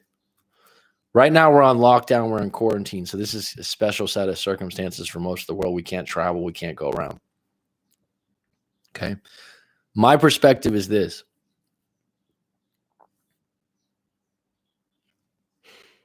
I'm not worldly. I'm not a sailor. I haven't been around the world. I can't speak of everywhere, but I can speak of this. I've lived in, it's a different thing to travel somewhere on vacation for 2 weeks, 3 weeks, 1 month, than to live a new culture. And someone's like, a new culture. So let me give you an example. I grew up in the San Francisco Bay Area. I grew up outside of San Francisco, right? Which someone would call maybe a suburb of San Francisco, something like that. Now, at 19, I moved to San Diego, and I moved to an area in San Diego that was really near the beach. Completely different subculture than what I grew up in outside of San Francisco. Surfer, skater, people were laid back. The weather was good. We always wore shirt. Like, what do you mean the weather? Yeah, weather contributes to people's moods. The food's different. The way people dress is different. Their outlook's different. And it was total culture shock for me. I mean, by year one, I was wearing flip-flops every day. I had my hair grown long. I was going to the beach, riding a beach cruiser. So where am I going with this? About 4 years later, I moved to San Francisco. I didn't grow up in the city, but I lived in the city to go to college. The subculture within San Francisco, depending on the area of San Francisco you lived in, is different, right? Much different than the suburb I grew up in 20, 30 minutes away from San Francisco. Very liberal area, this, that, and the other. I can get into all that. Then I moved back to my hometown, which was very comfortable. Then I moved to Thailand, totally different culture, different sets of things. Now, when you've done this, and not everyone's done this, or I'm not saying who's better than who's not, right? But it gives you a different perspective than, oh, feminism is always this. The idea is this, that the subcultures around the world within a particular city or country might suit you better based on what you like, based on who you are, right? If you love surfing, like there's a client of mine that he's from Australia. He went through a breakup, we went on and on. This guy was highly educated. He was actually a psychologist himself. He had umpteen degrees. I was very flattered that he came to me for advice. And eventually we talked about moving. He ended up moving to Bali because one of his biggest passions and delights in life is to surf. And he could get that in Australia, but he liked doing it better in Bali, right? And the political, all these things that he was having problems with. Another thing is the amount of money he was getting every month was just getting him by. He had a small business. Then he was able to somehow third party out that business and get enough money to live on Bali. My point being is this: you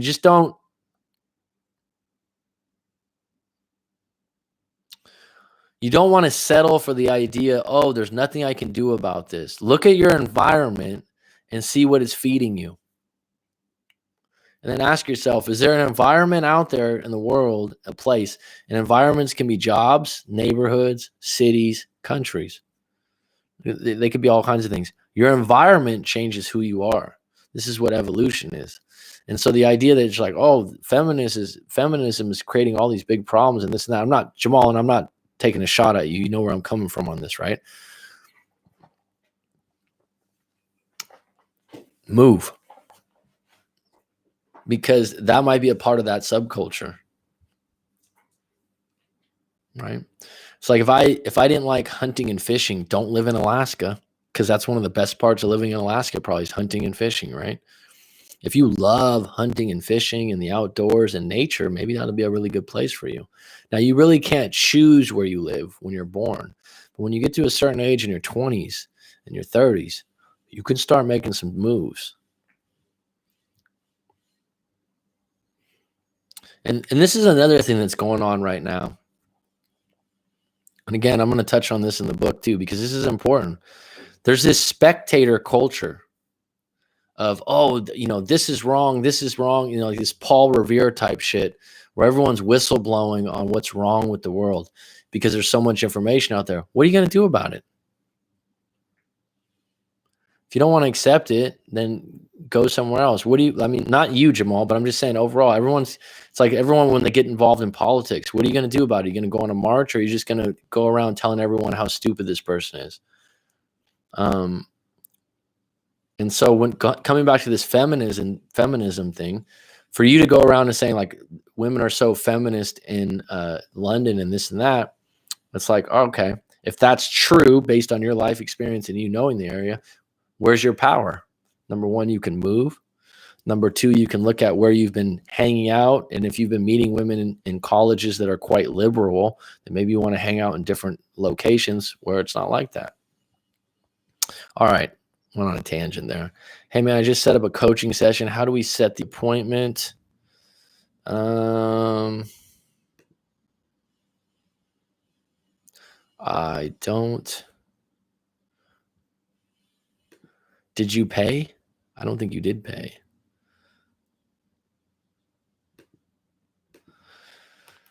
Here, do this, bud.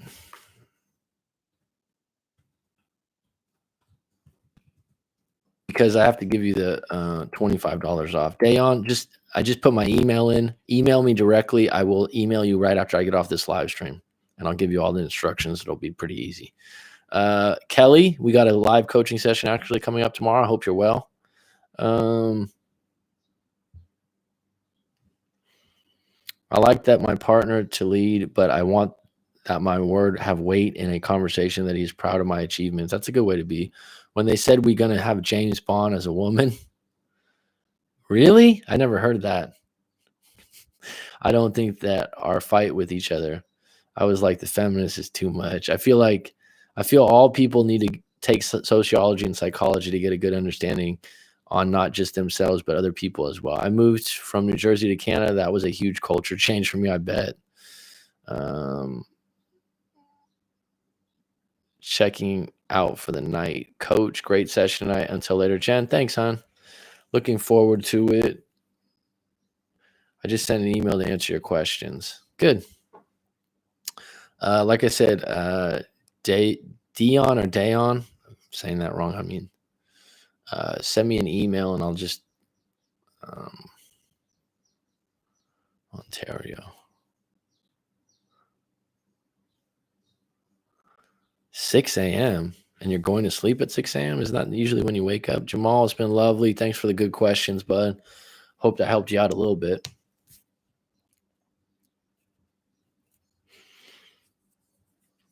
And just keep in mind that we can elaborate if we do a live coaching, Jamal. Get out of the small world. It's really eye-opening when you don't need to necessarily like move countries or move far away. Just moving from cities, just moving to a new neighborhood. Actually, if you grew up in a certain neighborhood, you know, I mean, I have friends that I went to high school with that never left the city limits, and I'm not judging them, but they're a little bit more judgmental of other people. Now I'm being judgmental with them, right? Matt Day, hey, coach, just here to observe. Well, go ahead and observe, Matt Day. What did you think so far of the observation? Coach, I'm out. Peace and prosperity to everyone. Thanks, bud. To you too, Nike. It's always a pleasure, bud. One of my favorites.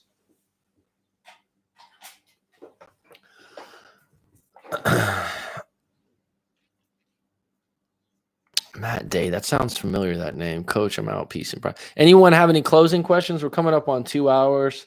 It's been a good live stream. If you didn't get to see the beginning of it, I went through some questions that might help you consider why you're really chasing your ex and if it's valid. One of the turning points in the questionnaire that people confirmed was if you had your ex back for one night, what would you do with them? So that was one of the questions. Kelly, when it's over, you can watch it. Danielle, how are you? You can watch it back, but if you had your ex for one night, what would you do with them? That shouldn't take long to answer. And then my follow-up question would that be, okay, I'll follow up with you, Dayon, no problem. Yep, got it. So I'll follow up with you and I'll send you the information and we'll get a coaching scheduled soon.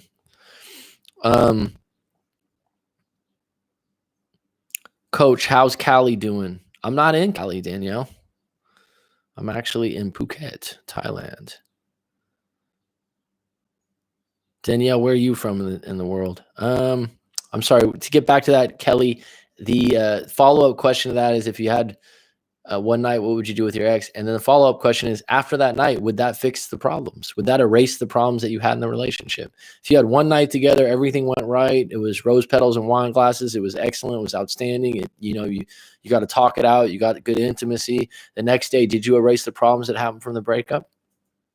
Probably not. I feel safe. I feel like in a good place. I've lived here for a long time. I know my community really well.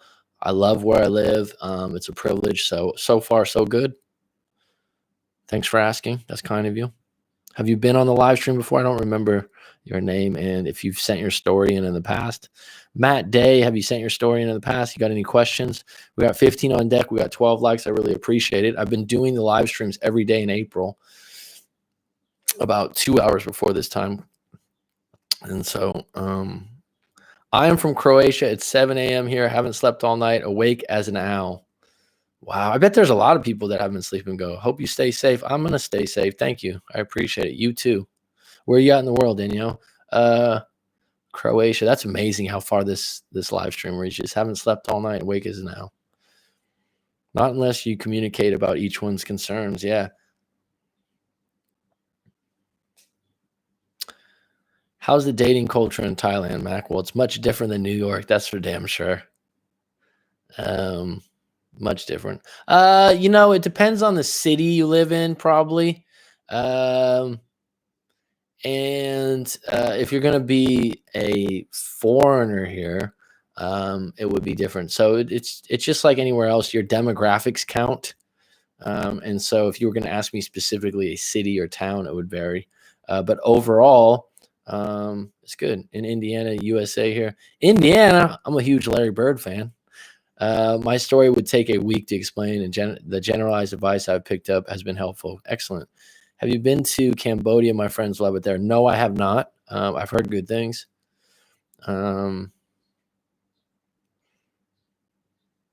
Newark, which is Jersey.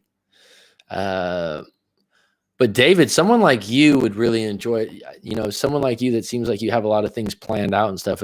A study abroad, a year to study abroad. Fuck, man. I would definitely do that. Not maybe just for your CV or something like that, but just a life experience. You'd love it. Isn't everybody a fan of the bird? Shit, man. How old are you, Matt? Just out of curiosity. I actually read his biography. I thought about that. Do it, bro. If you want to email me and ask me some questions about studying abroad or just doing a teaching abroad for a year, I can answer that directly for you. But 38, all right, I'm 39. Want to get my law degree at some point. Yeah, living the dream, coach. I would rather be in paradise. Where are you at, Danielle? I've already asked you once. Yeah, Indiana's home of Larry Bird and Michael Jackson, actually, right? Yeah, David, I mean that, but is because I always want to encourage people because I think it's absolutely life-changing to live somewhere abroad for a year or 2 years. It really opens you up. Boston. I'm Boston. You guys know Larry Bird too. Manny Ramirez and the Sox. I used to have when I lived in San Diego, I had an apartment complex that I've joked around as like a ghetto Melrose place. It was like this U shaped around a 1970s pool, and everyone had studio and 1-bedroom apartments. So it was like, you know what I mean by a U. And so everyone was really close knit neighbors. And so it was kind of cool because you got to know all your neighbors, and everyone that moves to San Diego by the beach is kind of single or in their 20s, maybe early 30s. And I had 3 or 4 people that were from Boston, and they were just so cool. Tom Brady's actually from my hometown, San Mateo. Travel changes a person. It does, Duncan Dave. But I would say even on a higher level, when you get to live somewhere, it does. But it definitely does. A funny thing that I've realized in my own journeys, growing up in the Bay Area, which is very multicultural. It didn't deal with race issues or anything like that growing up because it's a melting pot in the Bay Area, really.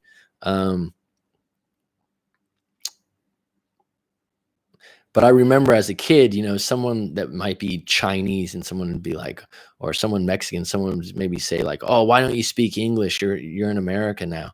And now I'm in another country and I don't speak full on Thai, and it really puts things in perspective. And it gives you the standpoint of being what it's like to be the foreigner in another country. And being a foreigner somewhere else too puts you in the present moment. You have to learn more. You have to evolve more, and you get to pick things from different cultures that you didn't look at in a certain way, and you go, "Oh, I like that better." Okay, actually, I never looked at it that way. Hate when people say that. And now, like, I'm that person that I'm like, you know what? I don't always speak it because I've Thai friends that are like, you don't speak Thai. I mean, I speak like 20 or 30%, but yeah, I think it's amazing when someone can speak more than one language. It is cool. I was making some great progress with using no contact, working on personal growth, the whole loss of employment, and now being on a mandatory quarantine. Lisa, say I've had some setbacks. Well, you also got a sense of humor, Matty Day. Good for you. Good for you, bro.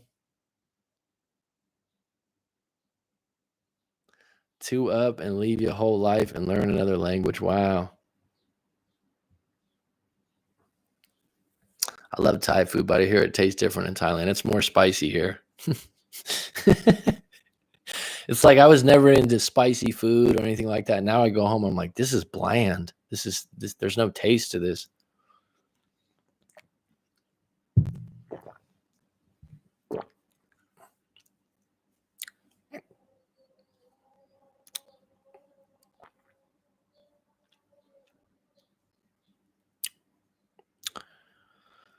So it's going to be tough for some people with this, but Matt, it won't last forever. This won't be the end of humankind. It can't be. Needless to say, I've had some setbacks. Yeah, those aren't excuses. Those are setbacks. I'd say the whole quarantine situation is what most people needed to do anyway, but now being forced to some alone time and reflecting. Mac, what subject do you teach? Currently, I teach different topics at a university here. But my favorite ones that I teach at least once a year is creative writing and public speaking. I realized that I can be on my own through this whole time. Good for you. Good for you. I mean, what if they didn't allow you to have internet? What if you didn't have electric? Jeez, like sometimes you think about it could be worse, right? I'm out for now. Thanks, Mac. Right on, Duncan Dave. And I'm actually okay. And it's okay to be okay, right? Without the sour, you can't taste the sweet, folks. If you ever watched the movie Vanilla Sky with Tom Cruise, it's not one of his best known movies, but I find that movie absolutely interesting. Do I get homesick? Not really, but right when I go home to visit once a year for about a month, and sometimes like the 2 weeks or 3 weeks after I've been home for a month, I kind of miss uh my immediate, like my parents and my niece and nephew, my immediate family that I'm close to. Giselle. Giselle. Where are you from in the world, Giselle?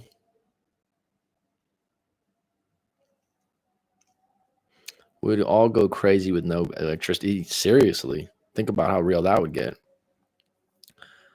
We are learning some valuable lessons. Only one of 2 generations always knew, relationships included.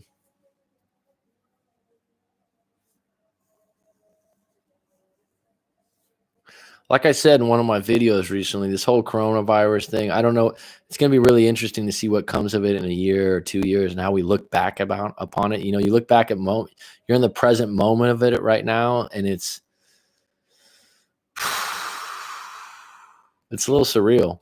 But what will be made of it in a year or 2 years? I'm really curious about that. It's going to change some things, that's for sure.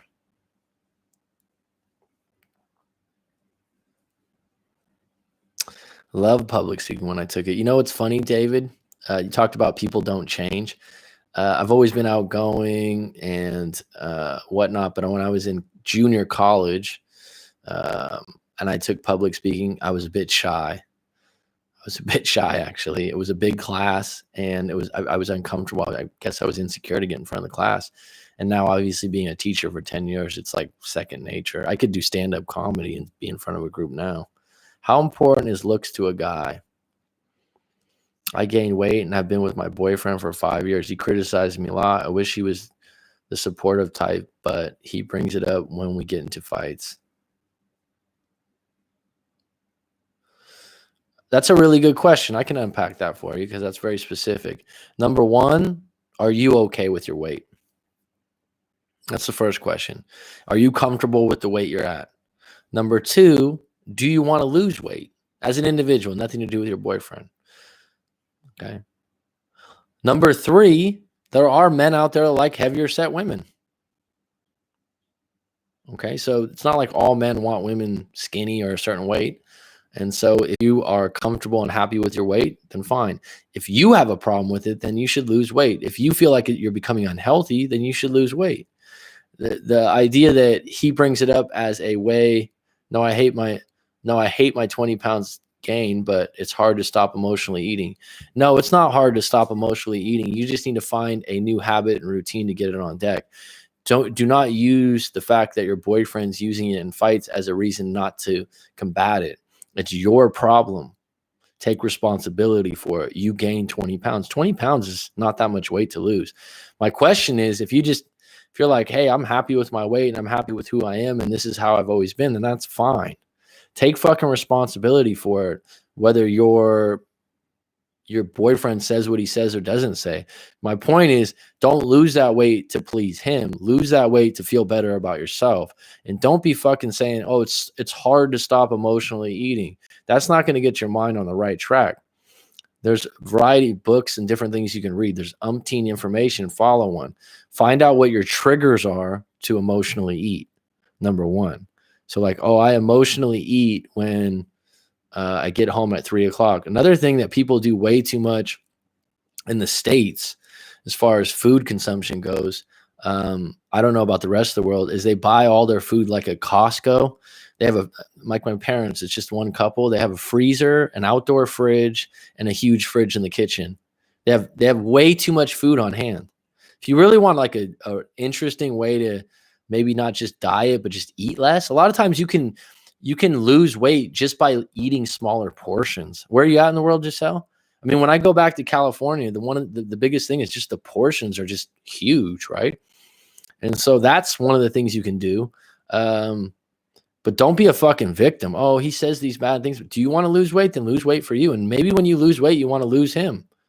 I don't know. Chicago, the Bears. But don't use it. Don't pull some victim card. Like, I can't believe he talks to me like that. Lose the weight for you. Make yourself happy with it.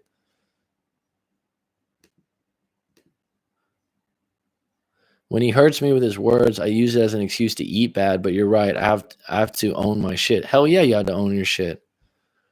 Every time you say some shit like that, say, stop being a victim. Hold up a picture of when you were 20 pounds lighter and say, I can get back there. 20 pounds? Fuck, man, that doesn't seem very difficult. Can you speak the language, coach? How's it? Rent cheap? Living costs? Jamal, if you want to get a live coaching or you want to get into details about that, I'm happy to do that with you. The rent is cheap compared to London or San Francisco. Absolutely. Living costs are much cheaper. Absolutely. No, I hate my, I can speak about 20 or 30%. I understand the culture very well though. Always ask yourself, Giselle, where's my power in this situation? Can I lose 20 pounds? Where's my power in this situation? He talks down and low to me. Do I have to stay around? Checking out, sending love to everyone. And I will definitely book a session with Mac just to figure out how it works. All right, Maja, you're welcome, hon. If you have trouble, you can email me. I put my email in there, coachmacmccarthy@gmail. Taking youth in government and high school helped me. Taking youth helped me tremendously for public speaking. Okay. You guys can work out together. Giselle, do you have lineups to get in the grocery store? Mac, people have been advised about travel restrictions. Buying in bulk has been pushed by the powers that be. No, I'm not talking about currently, Matt. I'm talking about prior to this. People usually buy in bulk. I know the current situation is different. Thank you. Everyone needed this tough love. And just here's another thing, Giselle. It's easy to stay in shape in Thailand, coach. When I traveled to Asia, I easily lost 10 pounds a week, maybe all the fresh. We eat smaller portions here. But I do exercise. Make exercise a practice. Here's another thing. Here's another thing to look at. Just a thought. Do you eat for pure pleasure, or do you put healthy food first? If I was just going to give you like a simple way that you could probably start losing weight, don't eat bread. Period. Just cut out all bread in your diet. Don't eat French fries. Cut back on sides. You know, like a side of fries. And I know Chicago is big on this kind of stuff. Don't eat processed food like hot dogs. There's a lot of food out there that's healthy that tastes good. You just don't eat it when you're hungry, and therefore you don't fiend it. Try to get more protein in your diet. Thanks, David. Youth in government. Okay. Is Thailand giving stimulus checks too? No. I do enjoy tough love. It is really helpful. Right, Matt. Coach, can I break no contact with my ex-girlfriend after lockdown to get my stuff from hers? Go no contact after? People ask this a lot. They always are like, someone has their stuff. If it's your stuff and it's valuable, then get your fucking shit, dude. If you're just doing it as a means to kind of get back together, then no. But there's all kinds of creative ways where you don't have to talk to them. You go, hey, can you do me a favor and leave my stuff out on the porch? I need to pick it up. Hey, can I meet up? Like, if you need to get your stuff, get your stuff. Don't play games.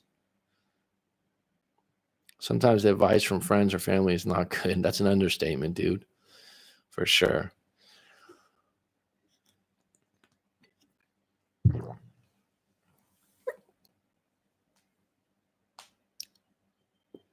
What if you share an apartment? In regards to what? What if you share an apartment and they have their stuff? What you want to do when it involves stuff or money, it's like one time I had someone that were like, him and his ex broke up, and they had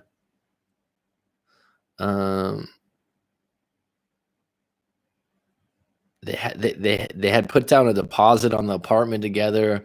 They had a bank account together. I mean, it wasn't a load of money. It wasn't a lot of money, but it was a significant amount. And the guy was broke at the time.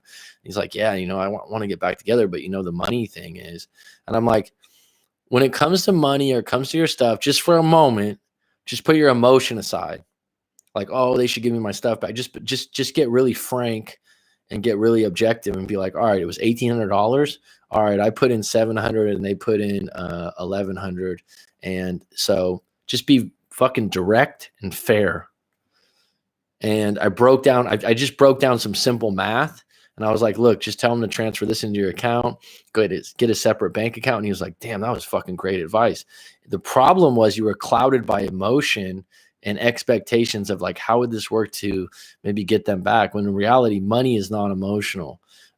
Some clothing items isn't really that emotional, right? Maja has valuable stuff and there's no time frame for no contact. You walk away, never to contact them. I would never do the bank account thing.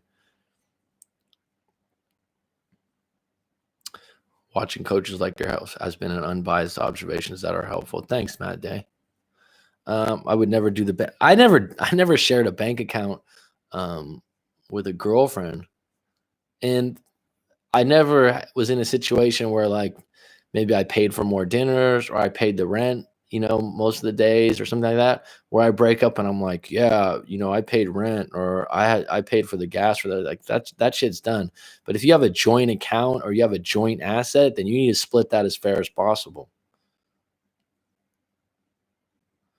Coach Mac, my boyfriend, likes to enable and financially help out his family when I think he's just making it to ease and stunting their growth. His siblings are able-bodied and in their 20s. Well, okay, so I got some perspective on this. Individuals, especially certain cultures, they take care of their families financially, okay? Most people, their family's going to come first, if not equal. You're not going to come above them. When you start dating someone or you're with someone for 5 years, you can't really go, oh, stop giving your family money. If he was doing that when he first started being with you, he's going to do it again and again. I understand what you mean about giving people money and stunning their growth in their 20s and 30s. But when it's your direct family, it's different. And that's a decision he has to make on his own, especially if it's his money that he's making. Your opinion should be listened to, but if it's not acted on, then maybe that's a difference that you guys need to break up on, because that's not going to go away. And financial stuff like that gets really big, and people helping out their family breaks up a lot of couples and marriages, a lot.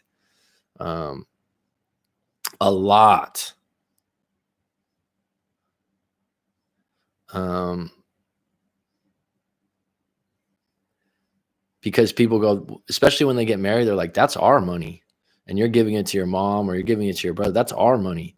And people that are close to their family members in certain situations, you can't relate because you're not close to their mom or their brother like that. Maja, you never do a 30-day no contact crap. Watch the videos.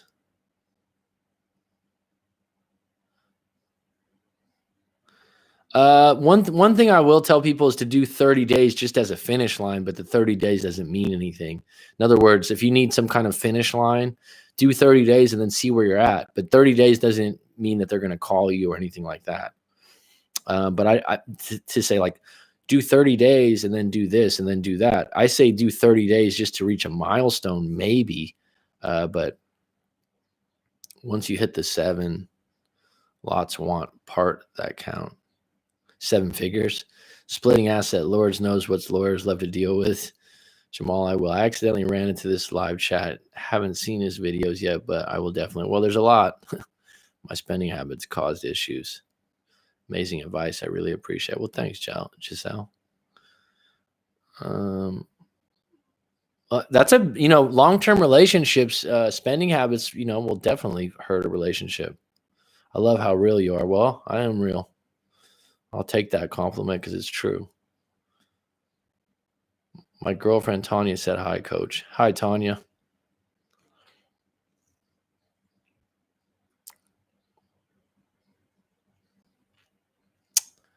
So we've had a spirit 16 on 16, 15 likes. This has been good. We're at 2 hours right now.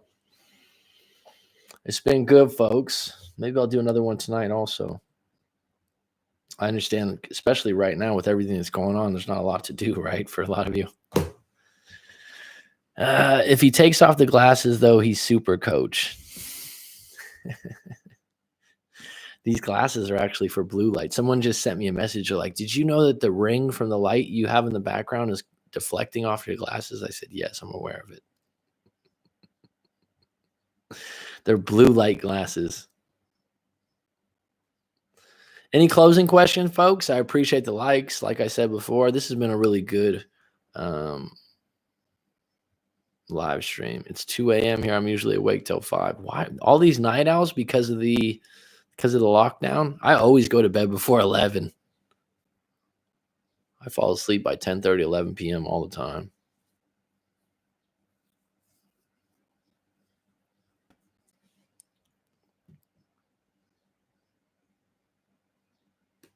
You ready for another one today?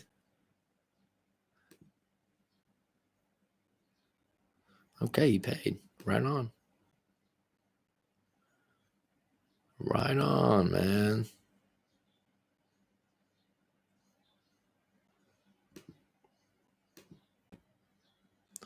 Blue blockers. Oh, that was a great commercial back in the day. God bless you, coach. Stay safe and in good health. Thanks, Shamal. You too, buddy. How long will you stay in Thailand, coach? Will you move back one day? People ask me that a lot, and I don't have a plan in place. This last year, I highly considered moving back because my father had a stroke, but he's much better now. The ideal situation is to be mobile and flexible and be able to go back and forth more often. Some kind of human contact like this is great. Mental health has been a huge issue given the circumstances. Matt, what do you do? Have you sent your story into me before? Your name sounds familiar. Wishing everyone good health and please stay safe. You too, Giselle. You too, hon. Absolutely. Absolutely. I think sending people well wishes and going out of your way. Giselle, you might, and Maja, if you're still on the live stream that I did yesterday, in regards to if you're going, well, you don't have an ex right now, but if you're going through it, do something nice for someone else. I suggested something that I think touched a lot of people. What time are you on later tonight? Off topic, but they have seen a rise in domestic violence cases due to this pandemic. Where I live or in the world? I don't know. I don't follow the news a lot, to be honest with you. If I came on later on tonight, it would probably be about 8 hours from now. I'll run a stamping press for a Toyota exhaust parts. Well, that's what I used to do before this mess. I don't know, David. I wouldn't know. Sometimes I always look at these studies and ask where they get this stuff. I'm not sure. I definitely wouldn't want to be cooped up with someone I don't like. And you got to look at it this way, David. Every city or area has some different rules. A friend of mine lives in South Africa. She's actually from Indiana, Matt, and she said right now they're not allowed to leave the house. I think she's in Cape Town, so she's like, she goes, I can go out and get some food, but you're not supposed to be like exercising outside the house. Well, the fact that you're spending more domestic violence means in house, right? So I mean, the fact that you're spending more time in the house could, yeah. Rob, do you think they're going to open this thing up May 1st, or do you think they're going to continue this on? I'm just curious. The hotline in Indiana call for mental health emergencies has went from 1,000. Oh my God. All right, bud. I'll make the commitment in 8 hours to you. So 1 o'clock, 2, 3, 5, 6, 7, 8. That'd be 9 p.m. for me. I could do 9 p.m. I could do that. 8 hours from now, Rob's going to report.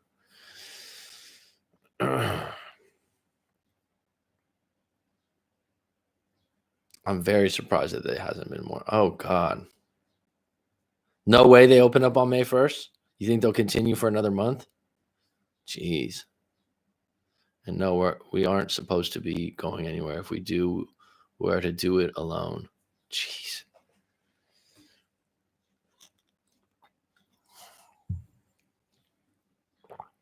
I'll have class by 10, but I'll be on. Oh, you're doing online classes right now? Have they switched that over for you, David?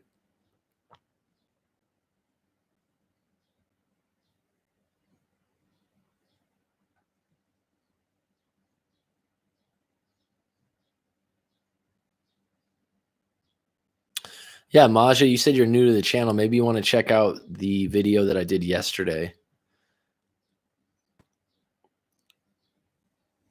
Wow, a few months. Jeez.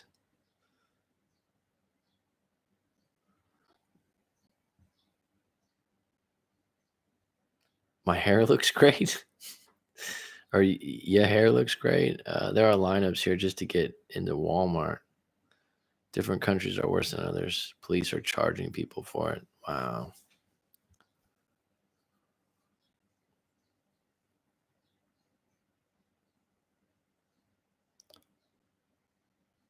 This is why I don't watch the news. Social distancing can go till 2022.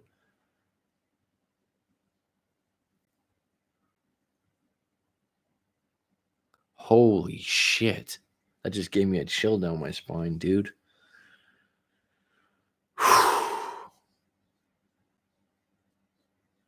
That's just speculation. We'll see.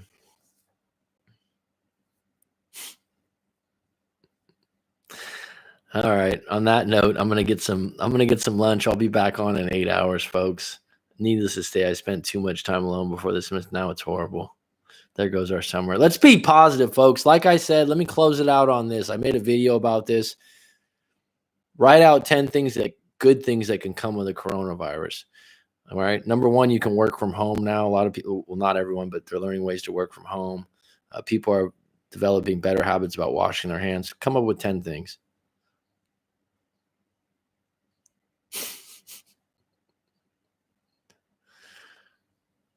I will camp on your channel. Well, thank you kindly. I will make an effort. This has been good. I'll make an effort to do 2-a-days for you guys. And why they're making it mandatory to wear a mask if you are out in the pub. They've already had that here. So that's in Asia. People do that to be polite when they're sick, even when they don't have pandemics. So I think it's a good practice. In the beginning, it was like, oh, it doesn't help. It's actually polite too when someone's sick. Can I roast marshmallows while we're camping? Oh, shit. S'mores, right? All right, folks, I'll be back on in 8 hours, and I want to wish you all the best. I'm going to get some lunch, get some kind of exercise going today, and all the best for you today. All the best. It's curtains.